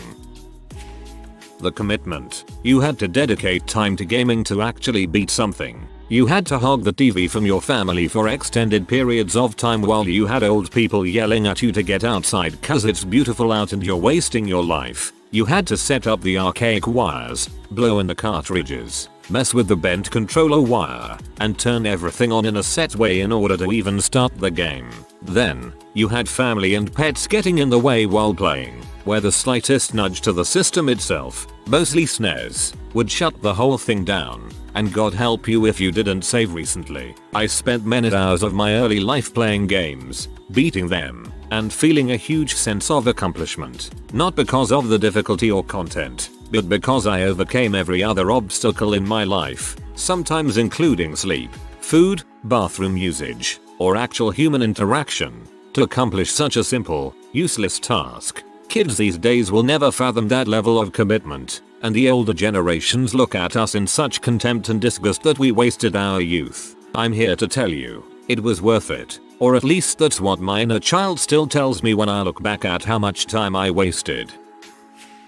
Batteries dying on your Game Boy at an inopportune moment, or when your little brother thinks it's funny to use your Master Ball in Pokemon Red to catch a Magikarp then save your game. I actually still have the Game Boy and all my games to show both my boys when they are a little bit older. I can't wait to see their reaction and record a video of it. I'm expecting them to tap the screen or look at the picture and be all confused, like what the heck is this? Your little brother thinks it's funny to use your Master Ball in Pokemon Red to catch a Magikarp then save your game. I think murder is legally justified in this situation. You could call Nintendo and talk to an expert and they'd walk you through something you were stuck on. I once called and was told how to get to the negative world in Super Mario Bros. 1. As a kid, those game experts had the dream job. That we all had slow fricking modems hooked up to dial-up. This made some of multiplayer games like Unreal or Quake extremely frustrating to play. Your character was always like the $6 million man. Super slow motion that was sketched out as frick. Kai wire. Did I shoot yet? Holy frick.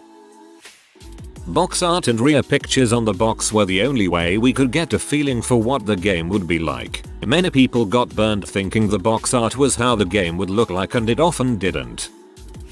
Gamers who have put thousands of hours into many different games, what is the game that made you blank stare at the credits after you beat the story? I didn't see anyone say it, so I got to mention Knights of the Old Republic 2, Sith Lords. Trying to wrap my head around such a complicated villain and figure out what it all meant was amazing to me as a kid. It really opened my eyes to the fact that games could be more than looty shooty. I both want desperately to see a KOTOR 3 in my lifetime. Been waiting almost 20 years, while in the other hand I don't because my bar standard is too high, and they'll screw it up.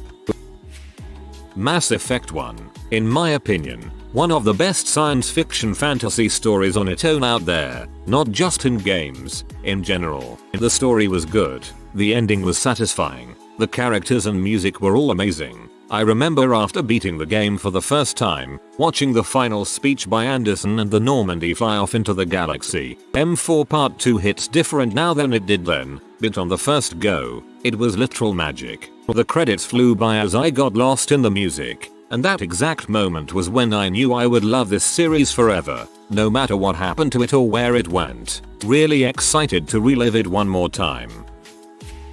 Subnautica. Whoa, that game, even though I spoiled it for myself, was very emotional. Can't wait to first see Below Zero at release.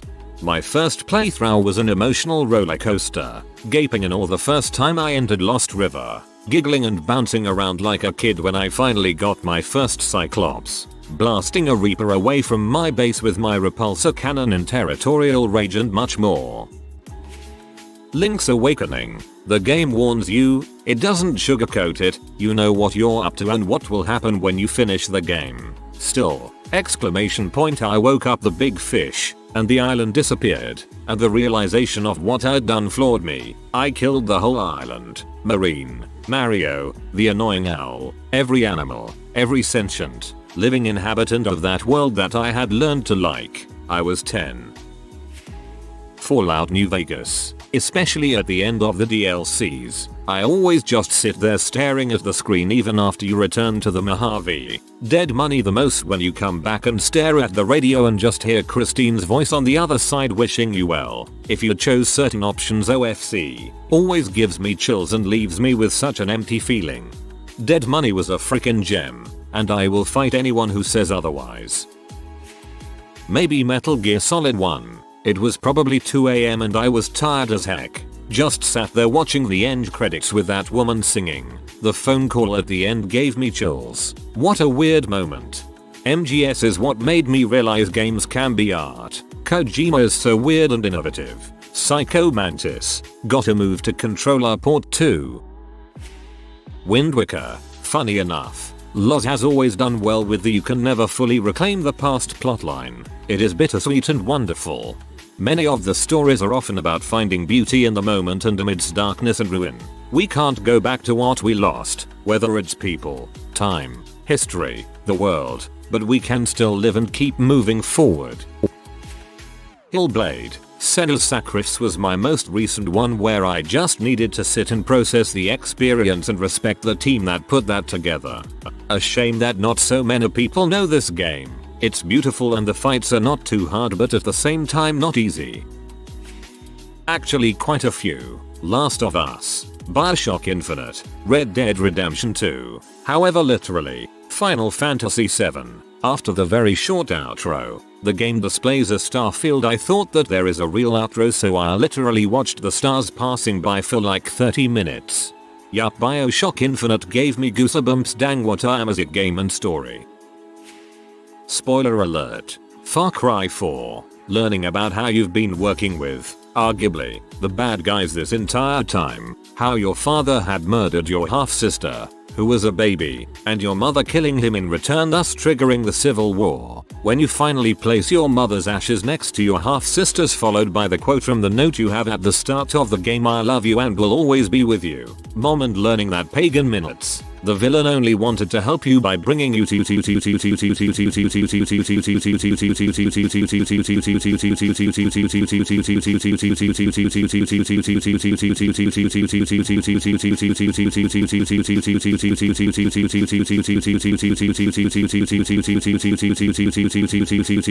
and all of this described above and more all happen in the span of about 10 minutes. Spoiler alert. Wait for the crab rangoon. Nier Automata. How the game presents you nihilism, existentialism, absurdism, etc. The last choice you have to choose. The last fight. Although it's not my favorite game, I don't think any game comes near to what Nier Automata did. Also, you get to stare at the credits up to 26 times. Ori and the Will of the Wisps. Honestly, both of those games, but especially the second one. Right after the credits ended, I stayed up till 4 AM getting 100% completion BC. I just hadn't had enough. Shriek's ending was the saddest thing I've ever seen in a video game. Legend of Zelda: Breath of the Wild. My first playthrough, I accidentally turned off objective markers for the divine beasts and had to find them all on my own. It was such an amazing experience in a world that was designed to be bigger than just the player. I didn't know what to do with myself after I finished. It took me a solid month to beat that game. Hard to pinpoint the game. Batman, Arkham Knight, Bioshock Infinite, Outer Wilds, The Last of Us 1, Half-Life 2 Episode 2, Portal 2, Mass Effect 3, Xenosaga 3, Infamous 1, Second Son. Outer Wilds did me in. I couldn't stop thinking of that game. I just finished Control today and was definitely in a bit of a daze. What an interesting and unique game. Truly a different experience. Loz, Oot on the N64. Hearing Zelda's lullaby in the end of the credits with the still image is just something so unique that I probably won't experience again from a video game. It is like looking back at your old college, group friends, or your childhood home. It's bittersweet with memories. Inside. I won't talk about it, cause the whole game is an experience on its own. But dang, that game makes you ponder WTF just happened for a really long time. Same with Limbo. I love Playbird. I've got an odd one. Battle Block Theater. From Behemoth Alien Hominid. Castle Crashers. Pit People. I didn't see the ending coming at all and it fricked me up. Bad. Other than that game, Hellblade, Senna's Sacrifice, Dark Souls 1, all 3 Metro games. Actually, I just finished Metro Exodus and got the bad ending and I cried for the whole credits. What a phenomenal game. You know Halo Reach? The end mission was something of beauty to me. It has sentimental value to me because it was the first game I ever completed the campaign of. Final Fantasy IV, at the time, known as Final Fantasy II in the US. Many games have made me blank out after the credits have finished in my 30+ years of gaming, but this was the first. FF4 was what started my love of story-driven games. Assassin's Creed Black Flag. IDK if I've played anything that matched the emotions I felt at the end of that game. The realization that everyone you met along the way died living lives of freedom. It was powerful. Soma. Started as a horror story in a cool setting. Ended as emotionally wrecking thought experiment on the topic of human mind and consciousness. Detroit. Becoming Human. I was absolutely floored, stuck there with my jaw dropped and just staring into the screen for several minutes. That game was amazing. My first playthrough I managed to get everyone out alive. My sister has played it about 4 times and has yet to get everyone to live. Assassin's Creed Brotherhood. When Desmond is forced by the Apple to kill Lucy seemingly out of nowhere, I was really enjoying their relationship and hoping to get her as a playable character since we had her for 3 games already. Jaw on floor for a bit. As much crap as Cyberpunk got, one of the options at the end was to go out on your terms. During the end credits you see various friends leaving you a video chat trying to cope with it. At first I thought they were glorifying suicide. But as you hear from different people, you get the entire picture. Some are understanding that you didn't want to rot away in your own body. Some are angry at you for giving up. And one possible romance option is just emotional lie destroyed. You bring the second lover they lost in under a year. Even writing now I have a tear in my eye. It's really powerful stuff. My man, when Pam shouted at me because I chose not to involve her in the final mission because I didn't want her to die, it literally made me replay the whole last mission. Honestly, Undertale, I may get hate for this as people don't seem to like the game due to the fan base, but hot dang, what a game. Xenoblade Chronicles. The first time I played it, it took me almost a year and a half to finish it. I know it sounds like a lot, but the game itself is pretty long and I was about 13. The first time I had played an RPG more complex than Pokemon. However, I knew that game was something else from the moment I knew about its concept and started playing it, so I never gave up on it. I had the time to fully appreciate the world, the music, the characters and the story. When I finished it, it felt especially nostalgic, as if I had finished an actual journey. I got the new 3DS version, so I got to play it in a lot of different occasions and places. I guess that also contributes to the experience. Hades and Transistor. Supergiant makes their exceptional soundtrack so integral to the story and the gameplay, and you get to know all of the music so intimately as you work your way toward the ending. Then the credits roll, and bam, new song, and you're already reeling from getting to the end of an emotionally riveting story, and something that sounds new yet familiar strikes up. They make the credits sequence feel connected and moving in a very special way that I haven't seen from other studios. Don't know if it was said, but The Wolf Among Us. I literally was staring at the screen, jaw dropped and super excited for the potential of a sequel by the loose end it gave out. Horizon Zero Dawn. The game has a way of showing instead of telling, and it left me just empty after the final mission. My favorite game of the last 5 years or so. The growing dread I felt as I read and listened to the entries through the story, from the start of the virus in the machines to reports around the world of countries just wiped out to the last holdouts in America, was so well told. Dishonored. I got the bad ending and just sat there, because I beat the game, but I didn't feel like I did, and not in a way where I wasn't satisfied, instead just morose at the effects of my actions. So good. Call of Duty World at War. That game was grueling, captivating, and the Russian story made you feel like a soldier witnessing the horrors of war. It's a game that made you actually feel like a soldier, and not many COD game do that nowadays. The game dart makes you immerse yourself in the gameplay by taking away hit markers, forcing you to be more thorough, and if you shot a man in the arm, it goes flying off while they writhe on the floor in pain. It's a masterpiece. Back when Activation had balls. By the end of it, you feel a weight lifted off your shoulders, until you were launched into Nazi zombies after the credits and you were about to get bum-fricked all over again. OMG. Thanks for my first Silver Anonymous. Although it's pixels on a screen, it's still something I can cherish. Whenever I got a new Call of Duty game, I would always play the campaign before even thinking about multiplayer. They were amazing stories. First playthrough was always on normal to get the story, then on easy to try to catch anything I missed, and then on the hardest setting. I usually started multiplayer after the easy playthrough. Persona 5 Royal. It felt like leaving behind the friends I had made during college all over again when the credits started up. Mass Effect 2 did it to me twice. First time I was a kid, furious at myself for not buying that freaking hull plating. Second time I saved them all. God dang it, I saved them all. Life is Strange, Before the Storm. I cried so hard for her. She's the sister I could have had, the friend I did, the person I was in so many ways. She deserved to be happy. Dang it, that bastard did more than kill a girl. He destroyed a soul, and it's not right. Chloe should have been given so much more. Horizon Zero Dawn. Frick Ted. His greed and ignorance led to this, and he fricked up everyone's future in favor of it. When you find out why the Nora are the way they are, it's so hard, it's so sweet, and it brings home how much they all lost for one man's shame. Frick Ted. May a Thunderjaw chew his balls for eternity in heck.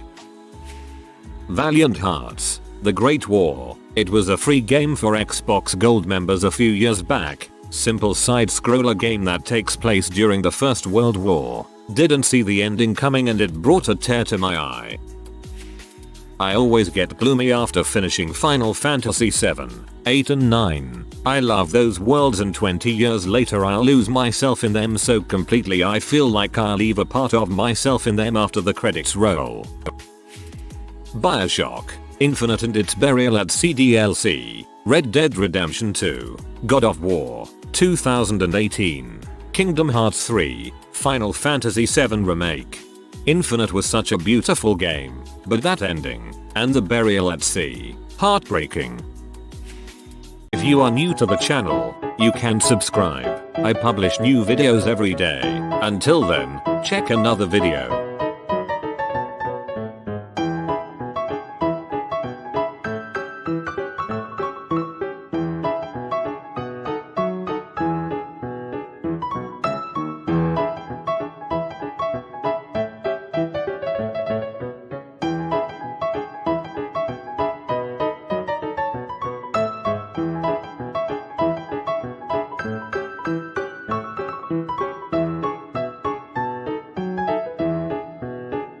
Bye for now.